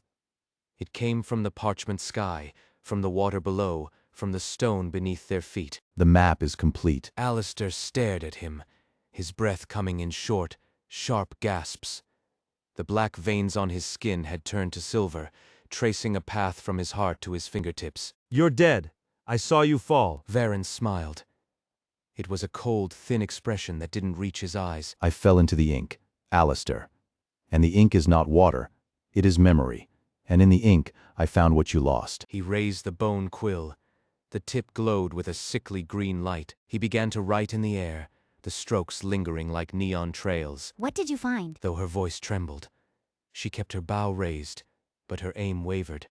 The void around them seemed to stretch, making distance meaningless. I found the truth. He finished a line of text that hung in the air, rotating slowly. The kingdom was never real. Kale laughed, a harsh, barking sound. Lies.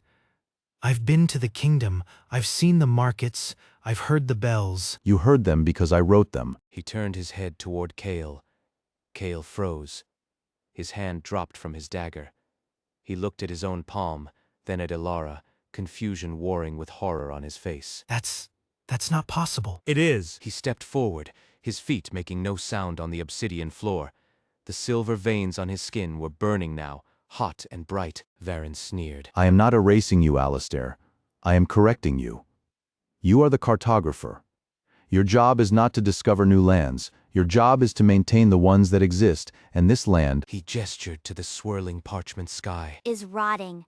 It needs a new author. You're trying to take over. Her voice steady now, hardened by fear. You want to be the writer. I want to be the truth. Varen corrected. He pointed the quill at Alistair. And you are the only one who can give it to me. Your blood is ink. Your memories are paper. Give me the satchel, and I will let you live in the story forever. Refuse, and I will write your ending. Alistair looked down at his empty hands. The satchel was gone, dissolved in the ink. He could feel the scrolls inside, blank but waiting. I don't have the satchel. Varen tilted his head. Then take my quill. He threw it through the air. It spun, gleaming in the pale light, and landed at Alistair's feet. The tip dripped green ink that sizzled where it hit the obsidian. Take it. Write us out of this nightmare. Write a happy ending. Kale stared at the quill, then at Alistair. Don't do it. If you take it, he controls the narrative. We'll be puppets. I have no choice. He bent down, his fingers hovering over the bone shaft.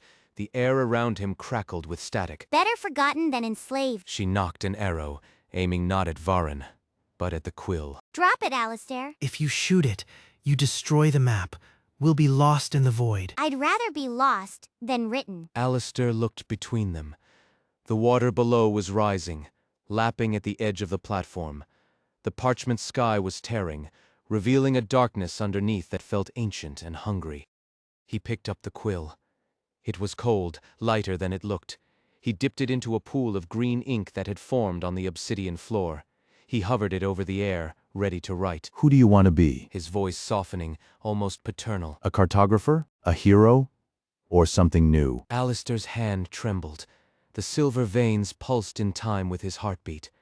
He looked at Ilara, who had tears streaming down her face but held her aim steady. He looked at Kale, who nodded once, a gesture of trust that cut deeper than any blade. I want to be the one who decides the story. He slashed the quill through the air, not writing words, but slashing a line. A crack appeared in the reality around him, jagged and black. Varen's eyes widened. No, you can't. Alistair spun, driving the quill into his own chest. The green ink exploded outward, turning red. Blood sprayed across the platform, sizzling as it hit the obsidian. Alistair gasped, falling to his knees. But he didn't let go of the quill. He twisted it in the wound, tearing the flesh, mixing his blood with the ink. What are you doing? He rushed forward, but Varen raised a hand, and a wall of parchment slammed down between them. Ilara fired her arrow. It struck the wall, bouncing off with a dull thud. Alistair! I'm not writing. Alistair coughed, blood bubbling on his lips. He looked up at Varen, who was screaming silently, his body distorting as the green ink turned to black around him. I'm editing. He pulled the quill from his chest. The wound didn't bleed anymore. It glowed with a soft white light. He held it up, and the parchment sky stopped tearing. The water below stopped rising. The void held its breath. Varen fell to his knees, clutching his throat. You broke the contract. No. Standing up. His voice was calm, clear, devoid of echo. I fulfilled it. Every cartographer knows the first rule. He looked at the quill, then at Varen. You don't map the territory. You map the explorer. And I am done exploring. He snapped the quill in half. The sound was like a thunderclap. The platform shattered. The parchment sky tore open. The darkness below surged up, not to swallow them, but to embrace them. Alistair closed his eyes. He didn't fight the fall. He let it take him. And when he opened them, he was standing in a library. Infinite shelves stretched into infinity, filled with books that had no titles. The air smelled of dust and old paper. Elara and Kale stood beside him, unharmed. They looked around, confused but alive. Alistair looked down at his hands. They were clean. The silver veins were gone. In his right hand he held a single blank sheet of parchment. Well, Brushing dust from his coat. That was unexpected. A short, brittle sound. So, what now? We're in the source code? Alistair smiled faintly. He looked at the blank page in his hand. It was warm to the touch. Now, we start over. He picked up a pen from a nearby desk and began to write the first word. Alistair's quill tip hovered over the parchment, trembling slightly. what are we writing? Stepping closer to the desk. The shelves around them groaned, shifting like ribs expanding with breath. Anything! Her voice tight, she paced behind him. Bows slung low but ready. If this is the source, we write our exit. We map a path out of here. Alistair dipped the pen into an inkwell that hadn't been there a moment before. The ink was dark, viscous, smelling of copper and rain. No, we don't leave yet. Varen's wrong about one thing. I am not done exploring. I'm just done with his map. He wrote door on the page. The word did not stay inked. It rose from the paper, detaching itself like smoke, coalescing into a heavy oak frame standing in the air before them. You're creating reality. He reached out, touching the wood. It felt solid, real. Alistair, if you write too much, you lose the original draft. I know. He looked at Elara. Her face was pale, her eyes fixed on the floating door. But we need to know what's on the other side. The Deadlands aren't a place anymore. They're a concept, and concepts can be mapped. By who? You? Or the thing that wrote you? Alistair paused. The inkwell was empty now, but the pen still worked. He looked at Kale. Kale, check your pulse. Kale frowned. He pressed 2 fingers to his neck. It's there. Why? Because, Staring at the floating door which began to creak open, revealing not a room, but a swirling gray mist. if we write our way out, do we come back as ourselves? Or as the versions of us that fit the story? The mist swirled faster. A hand reached out from the fog, long fingers, black nails, holding a scroll. Elara knocked an arrow in one fluid motion. That's Varen's mark. It's not him. But he didn't step forward. He backed away from the desk. It's the cartographer, the original, and he's tired of waiting for us to get it right. The hand extended further, offering the scroll. It bore a single word in golden ink. Correction. Kale drew his dagger. Don't touch it. I have to. He looked at the blank page in his other hand. It was already filling with text he hadn't written, his own words from years ago, from the day he was banished. If I don't read it, we stay here forever. And if I do, He took a step toward the door. The mist lapped at his boots, cold and hungry. Then we die. no. He opened his hand, letting the blank parchment flutter to the floor. Then we learn. Alistair did not reach for the scroll. He stepped past it, his boot crunching on the floating parchment that littered the library floor. The gray mist surged forward to meet him, thick as fog in a frozen lake, but he walked straight through it without hesitation. Stop! She drew another arrow, her fingers tightening on the fletching until her knuckles whitened. Alistair, look at his eyes. They're not human. Kale moved to flank Alistair's left, his dagger raised but low, ready to cut any thread that tried to bind them. He's offering us a choice. His voice tight with tension. Don't make it worse by ignoring the offer. I am not ignoring it. He stopped 3 paces from the hand. The fingers were long, too many joints, the skin translucent and veined with black ink that pulsed slowly. I'm rejecting the premise. The hand did not retreat. The scroll remained suspended in the mist, the word correction glowing brighter, casting harsh shadows on Alistair's face. From the other side of the doorframe, a voice emerged, dry, rustling like pages turning in a strong wind. You are late, Cartographer. It was not angry. It was disappointed. The deadline for your exile was 2 days ago. Alistair looked down at his satchel. The map to Aurelia was still there, safe and dry. He touched the strap, feeling the weight of it anchor him to reality. 2 days, in the Deadlands, but here. He gestured to the infinite shelves. Time is a suggestion. Time is ink, The voice corrected. and you have spilled yours. Ilara lowered her bows slightly, frowning. Alistair didn't look back. I was banished for failing to map the Deadlands. Varen said I lacked the sight. He said the territory resists me. He turned his head, meeting the empty eyes of the mist beast. But he was wrong. The territory doesn't resist me. It waits for me to define it. Kale lowered his dagger an inch. So you're saying you can map it now? I'm saying I don't need a map. He reached out and took the scroll from the black hand. The skin was cold like marble in winter, but firm. I need a blank page. He tore the seal on the scroll. It came apart with a sound like a breaking bone. Inside was not paper, but a single sheet of skin, pale, hairless, stretched tight over nothing. On it was written a list of names. Alistair's name was at the bottom, followed by a date, today. You are scheduled for deletion. Ilara stepped up beside Alistair, reading over his shoulder. Her breath hitched. That's my name too. And Kale's. We're all on it? The heroes always support the protagonist. Until they do not.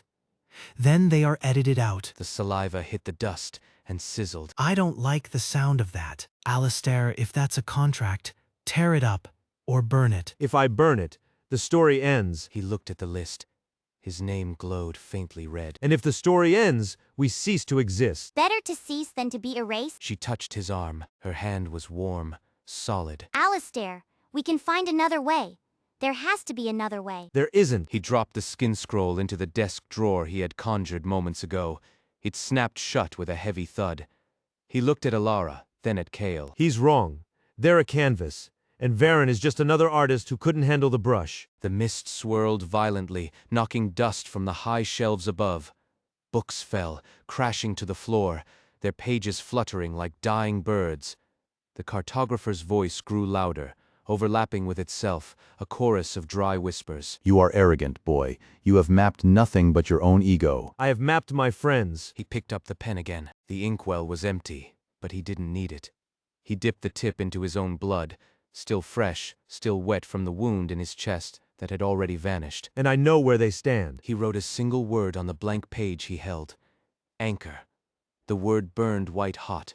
The shelves around them stopped shaking. The falling books froze midair. The mist stilled.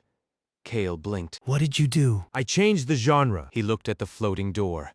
It was dissolving, the wood turning into light. Fantasy ends here. Horror begins. It was not a human sound.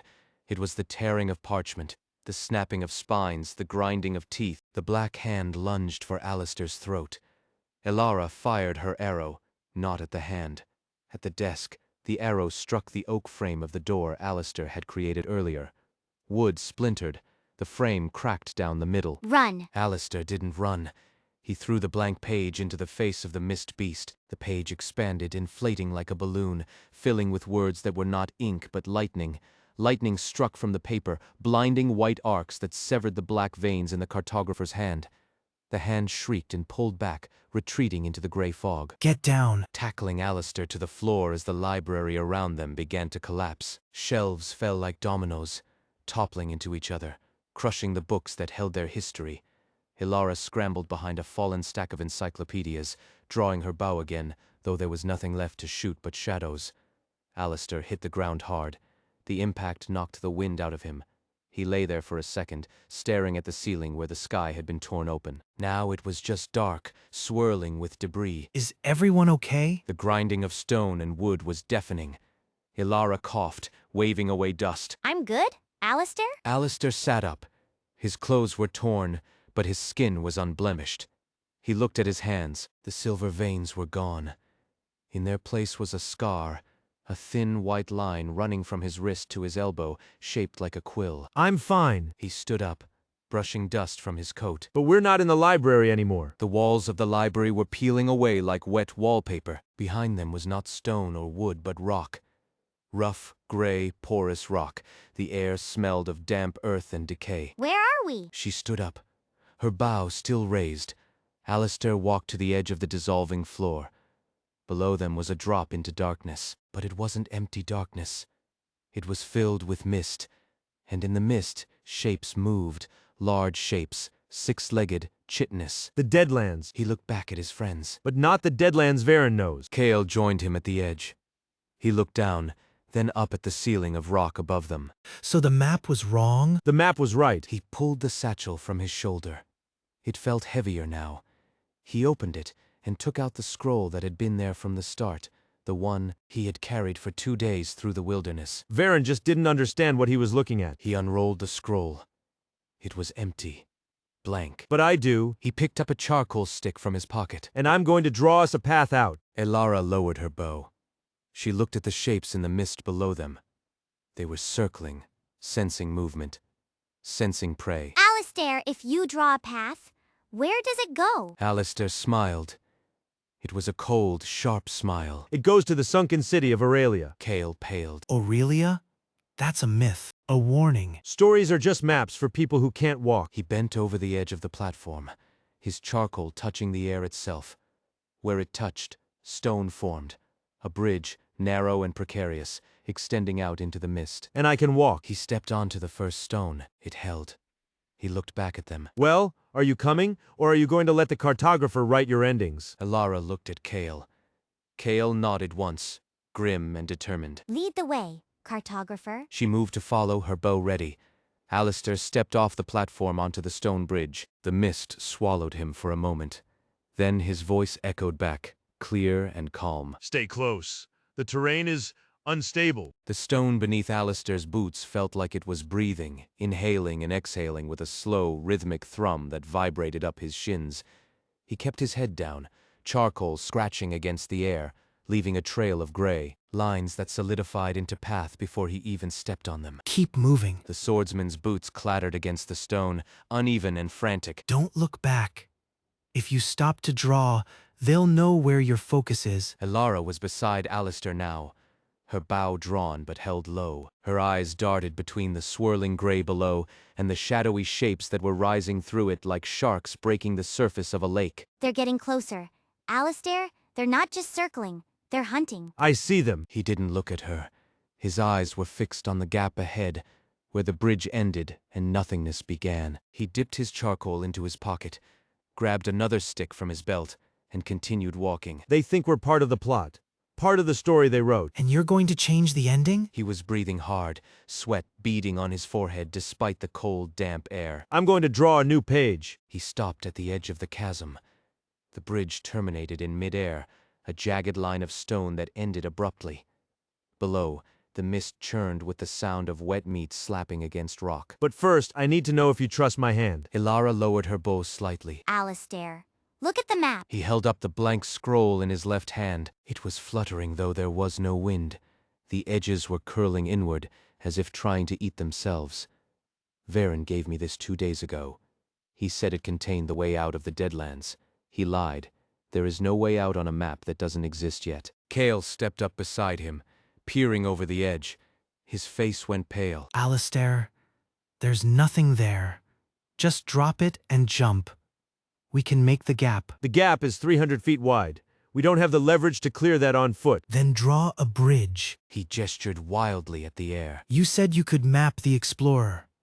Well, map us across. Stop talking and do it. Alistair looked at him, his expression unreadable. If I draw a bridge, I have to decide where it goes. And if I decide where it goes, I decide who lives on the other side. Elara gripped Alistair's arm. Her fingers were tight, her nails digging into his coat. Alistair, don't listen to him. He's panicked.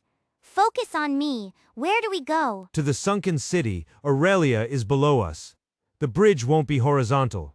It will be vertical. Kale stared at him. Vertical? You're talking about climbing down into that thing? I'm talking about going where no map has gone before. He knelt on the edge of the stone bridge, his charcoal tip hovering over the empty air below. The mist swirled around him, cold and biting. Hold your breath. He drew a line down. The air screamed. It was a high, thin sound, like a finger running around the rim of a glass. Stone erupted from the nothingness, spiraling downward in a tight coil. It grew fast, solidifying into rough-hewn steps as it descended, vanishing into the depths. Gods. She leaned over the edge, her eyes wide. It's real. It's only real if we step on it. He stood up, brushing dust from his knees. The Deadlands react to certainty. Varen mapped with fear, so he got a maze. I map with intent, so I get a path, but the terrain fights back. How? He was still staring at the spiral staircase, his hand trembling slightly on the hilt of his dagger. With monsters, the Deadlands don't like being rewritten. As if on cue, the mist below them surged. The chitinous shapes broke through the fog, their legs skittering against the newly formed stone. They weren't just animals anymore. Their eyes glowed with a sickly green light, and their mandibles clicked in a rhythm that matched the thrumming of the bridge itself. 300 feet down. Her voice tight. With six-legged nightmares climbing up to meet us. I'll shoot the first one. He knocked an arrow, his breathing steadying as fear gave way to duty. You two keep moving. No. He shook his head. If you shoot, you acknowledge them as real enemies. They feed on conflict. You ignore them. They lose interest. Try telling that to the things trying to eat our ankles. He raised his bow, aiming at the lead creature as it scurried up the side of the spiral. Alistair! The creature was close enough for her to see the slime coating its exoskeleton. Do something. Alistair closed his eyes. He didn't draw on the air this time. He reached into his satchel and pulled out a small, leather-bound notebook. It was tattered, filled with scribbled notes from his early days as a cartographer, mistakes, corrections, failures. He tore out a page. It was blank on one side, covered in red ink on the other. He held it up to the wind. I'm not ignoring them. I'm reclassifying them. He blew the paper into the mist. The page caught the updraft, spinning wildly before drifting down toward the swarm. The creatures paused, their heads tilting in unison, watching the paper fall. As it drifted past their eyes, the red ink on the other side seemed to bleed through, spreading across the air itself. The creatures shrieked, a sound of confusion, not aggression. They scrambled backward, sliding down the stone steps, retreating into the deeper mist. The green glow in their eyes flickered and died. What did you do? Lowering his bow, he looked shaken, his arrow still nocked but forgotten. I labeled them. He dropped the notebook back into his satchel. Plausible? Ilara stepped up beside him, looking down the spiral. It seemed endless, vanishing into a darkness so deep it felt solid. Alistair, this is insane. You're rewriting reality with a stick of charcoal and some paper. I'm not rewriting reality. He began to descend, his boots finding purchase on the rough stone steps. Kale followed, moving carefully, testing each step before putting his weight on it. You're lucky we're here to watch your back. You are my back. He didn't turn around. Keep it that way. The deeper we go, the less the Deadlands care about logic. They care about narrative, and right now our story is the descent. So we have to make it interesting enough to survive. Interesting? Falling into step beside him. Her bow was still raised, scanning the shadows on either side of the spiral. Alistair, we're standing on a staircase you just invented in mid-air while bugs try to eat us. How much more interesting do you want it to be? Enough to reach Aurelia. He stopped on a landing, looking down into the abyss. The darkness below was shifting, forming shapes that looked like cities, spires and towers, twisted and broken, half buried in the mist. The city is there. I can feel it. It's waiting. For what? He joined them on the landing, leaning over the edge to get a better view. A tomb? A treasure? A truth. He pulled out his charcoal again. The tip was worn down to a nub. The Deadlands are the world's forgotten memories, and Aurelia is where those memories go to die. If I can map the city, I can prove that the territory is not fixed, that it can be changed. By you. Her voice was quiet, almost sad. Only by you. Yes. He looked at her, his eyes hard. Kale spat over the edge. I don't care about politics. I care about whether those things are coming back up that stairs. He looked behind them. The mist was swirling again, thicker now, darker. Shapes were moving in the fog above, large and sluggish. They're coming. She knocked an arrow, her fingers steady despite the fear in her eyes. Alistair, we need to move. Now. Aurelia is 300 feet down. He didn't look up. And the bridge is unstable. If we run, we fall. Then draw us something better. The ground beneath them shuddered as the first of the creatures crested the top of the spiral, its legs scraping against the stone. Alistair closed his eyes. He felt the weight of the Deadlands pressing down on him, a heavy, suffocating presence that wanted to crush his will. He didn't fight it. He let it press against him, then pushed back. I don't need a better bridge. I need a door. He raised his charcoal and drew a circle in the air beside them. The line glowed faintly, white-hot, and then solidified into a ring of light. Inside the ring, the air rippled like water. Step through. What is that? Eyeing the ring with suspicion. A portal? A trap? A shortcut. The Deadlands hate shortcuts. They'll try to stop you. Like what? She was already stepping toward the ring, her body tense. Like doubt. He looked at her. When you step through, don't think about the fall. Don't think about the monsters. Think about Aurelia. Think about the truth. He stepped into the ring first. The light enveloped him, cool and smooth like silk.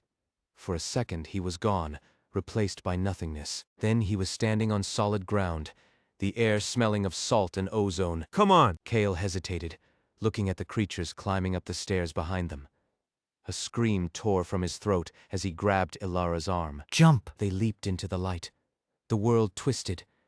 Alistair felt his stomach drop out of his body, a sensation like falling off a cliff but without the impact. The light blinded him, then faded. He landed on hard-packed sand, stumbling forward to keep his balance. He was in a city.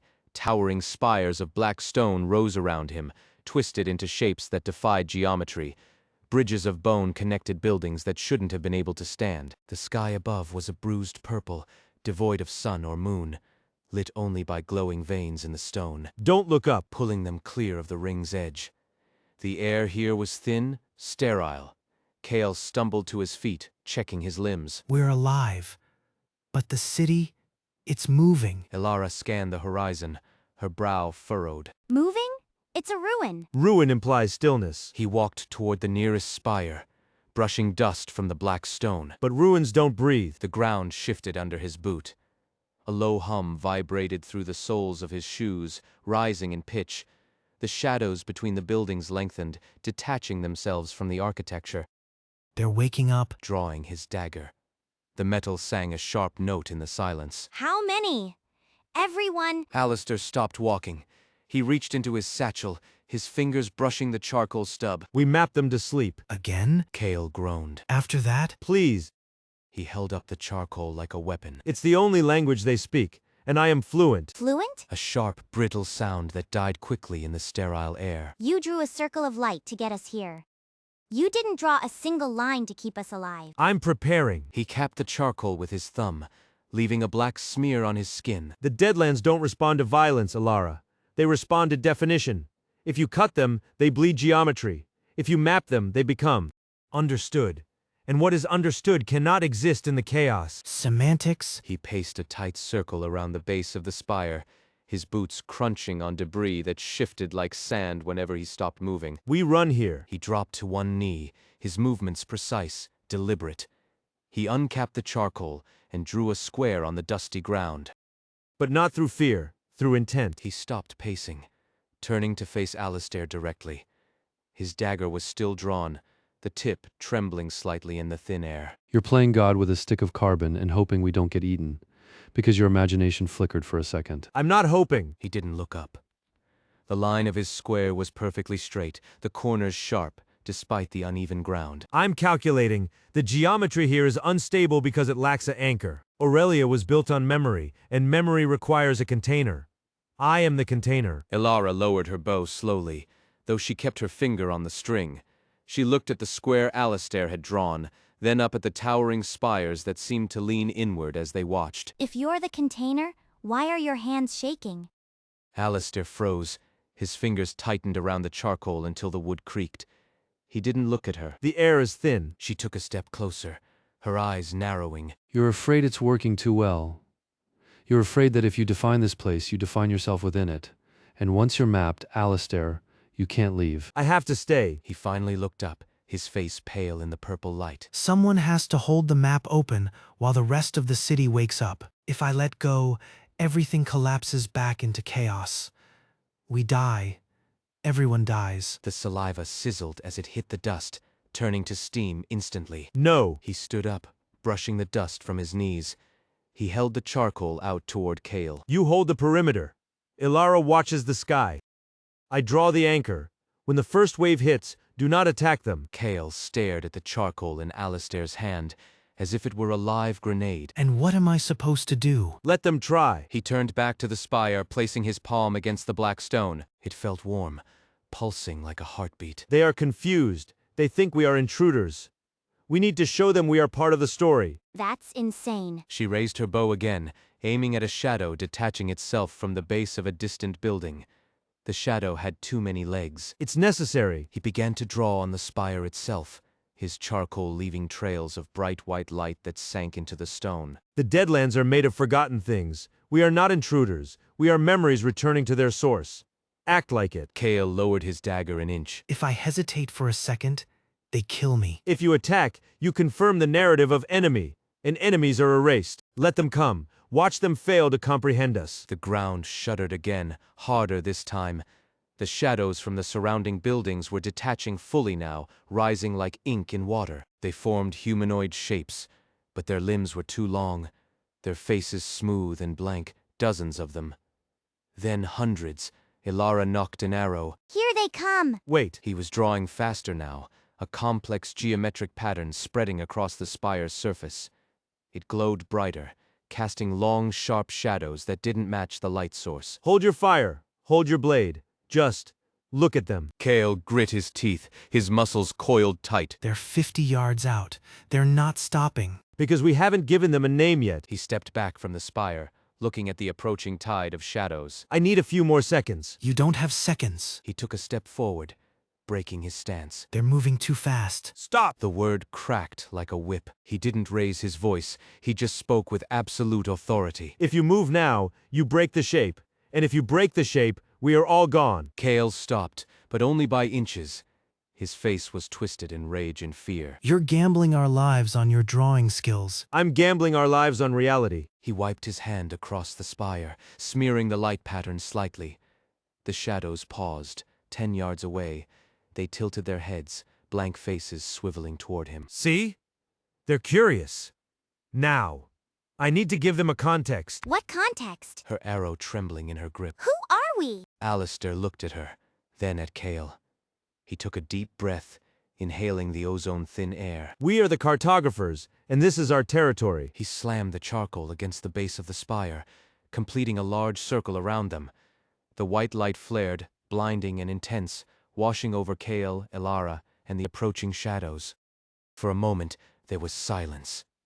Absolute, vacuum-sealed silence. Then the shadows screamed. It wasn't a sound of anger, but of recognition, of fear. They scrambled backward, sliding across the stone, trying to put distance between themselves and the glowing circle. Kale blinked, rubbing his eyes. Did that work? It worked. He slumped against the spire, exhaustion draining the color from his face. For now. They know we belong here. They won't cross the line. Ilara lowered her bow, though she didn't release the arrow. For now? How long is now? Until someone draws over it. He pulled out a fresh piece of charcoal from his satchel, his hands still shaking. Or until the city decides to forget us again. Kale holstered his dagger, but he didn't relax. He kept walking in a slow circle around the perimeter of the light, watching the shadows that cowered at the edge of the glow. This isn't a victory. It's a ceasefire. It's a foothold. Alistair corrected. He began to sketch on the ground inside the circle, his movements slower, more careful. We need to find the center of Aurelia, the heart of memory. That's where the truth is kept. Truth. She walked up beside him, looking down at his new drawing. It looked like a map, but the streets were curved and impossible. And what will you do when you get there? I will complete the map. He didn't look up. And I will prove that the Deadlands are not dead. They are just misplaced. Kale stopped his patrol. He looked at the shadows huddled at the edge of the light, then back at Alistair. If you're wrong, Alistair, if this is all just smoke and mirrors, then we die. But if I'm right, we bring a dead city back to life. Ilara frowned, studying the map on the ground. You're drawing in 3 dimensions now. I have to. He shaded a line with his thumb, blending it into the stone. The city is folding. Look. He pointed to the edge of their glowing circle. The stone was rippling like water, waves of black rock rolling inward toward them. The shadows at the perimeter were pressing closer, drawn by the disturbance. Kale drew his dagger again. They're breaking through. No. His eyes wide. The city is moving us. The black stone beneath their feet tilted sharply, throwing Kale off balance. He dropped to one knee, catching himself on his dagger for support, while Ilara's boots slid across the slick surface. The circle of white light buckled like a dying ember, its edges fraying into gray smoke. We're sinking. Bracing his legs against the shifting geometry. Or Aurelia is swallowing us. Both. His voice tight with concentration. He kept his charcoal moving, drawing furiously on the ground even as the lines threatened to vanish into the void below. The map isn't just recording the territory anymore. It's being rewritten by the territory. If I stop, we fall. How long can you hold it? Ilara asked. She grabbed Alistair's shoulder, her fingers digging in hard enough to leave marks on his tunic. Alistair looked down. His fingertips were raw, the skin torn where the charcoal had gripped too hard. Black blood, thick and viscous, dripped onto the glowing lines, sizzling as it hit the light. As long as I have a point left to draw with, and that's not saying much. Kale looked up at the sky. The bruised purple was darkening to black, and shapes were moving in the clouds, not shadows this time, but massive serpentine forms winding through the air.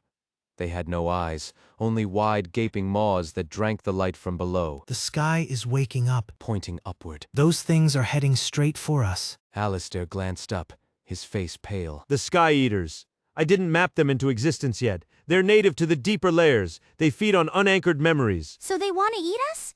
Great, because I have plenty of arrows left. No. He wiped his bloody hand on his thigh, leaving a dark smear. They don't eat bodies. They eat stories. If they touch us, we become nothing. Forgotten. Erased from history. Kale swore under his breath. So don't let them touch you. I can't. He stood up, balancing precariously on the tilting floor. He held the charcoal out toward the sky, aiming it at the largest of the serpentine forms. I have to anchor us before they get close, and I need more than just a circle. I need a landmark. A what? A landmark that doesn't exist yet. He closed his eyes for a second, feeling the weight of the city pressing down on him. I have to invent something solid enough to stop the sky from falling. Something impossible. Ilara lowered her bow slightly. What are you thinking? Alistair didn't answer immediately. He focused on the space between the buildings, on the gap where the light had faded into darkness. He reached into his satchel and pulled out a small, jagged piece of quartz he'd found in the canyon below. It was dull and lifeless, devoid of magic. Give me this. Holding out his hand, Kale hesitated, then tossed the quartz to him. If it breaks... It won't. He caught the stone with his good hand, the one that still had flesh on the fingers. He pressed the sharp end of the quartz against the ground, right in the center of their failing circle. I'm not just drawing a landmark. I'm planting a seed. Scratching a deep line into the stone floor. As he carved, the black rock didn't just scratch, it bled white light. The line glowed brighter than anything before, pulsing with a rhythm that matched Alistair's heartbeat. What are you doing? Ilara asked, her voice dropping to a whisper. That's not mapping. That's surgery. I'm cutting a wound in the world. Sweat dripping from his nose onto the stone. And I'm making it bleed truth. The Deadlands run on lies and forgetfulness. If I force them to remember something real, they'll have to bend around it. They'll have to acknowledge it. The serpentine forms in the sky slowed, their heads turning downward as they sensed the surge of energy. Their maws opened wide, filling with a void-like darkness that sucked the air out of the square. They're hungry. His voice tight. Alistair, hurry up. I need 5 seconds. He carved faster, the quartz scraping against the stone with a sound like screaming metal. The white light spread outward, forming a perfect triangle around them. Inside the triangle, the air shimmered, becoming transparent. For a moment, they could see through the city to the stars behind it, real stars, cold and distant and indifferent. 3 seconds. The wind from its passage tore at their clothes, whipping Ilara's hair across her face. Do it. Stepping in front of Alistair, his dagger raised against the incoming beast. Do it now or I die first. Alistair slammed the quartz into the ground one last time. The white light exploded outward, a shockwave that knocked Kale and Ilara off their feet. The serpent shrieked as it hit the wave, its body shattering into motes of dust before it could reach them. Silence fell over the square. The shadows at the perimeter bowed low, pressing themselves into the stone in reverence. Alistair fell to his knees, gasping for air. His hand trembled violently, the charcoal broken in two. He stared at the triangle he had drawn. It wasn't just glowing anymore, it was solid. A pillar of pure white light rose from the center of the triangle, piercing the sky and vanishing into the clouds. We did it. Pulling herself up to her feet, she looked at Alistair with wide eyes. I made a memory solid enough to withstand forgetting. Alistair corrected.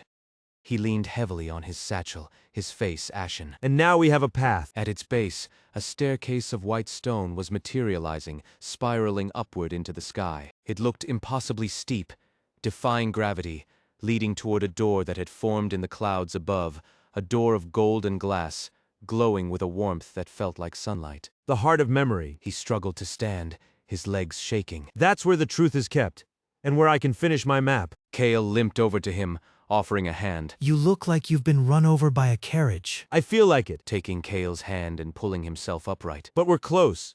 The city is stable now. For the first time since we arrived, it's listening. Elara stepped up beside them, looking at the golden door. What happens when we go through? Alistair looked at his companions, then at the vast, broken city around them. For the first time, he smiled, a small, tired thing that didn't quite reach his eyes. When we go through, I prove that I'm not just a cartographer of forgotten realms. I'm the one who remembers them. He turned toward the staircase. The first step was solid beneath his boot. He took it, then the next, and didn't look back.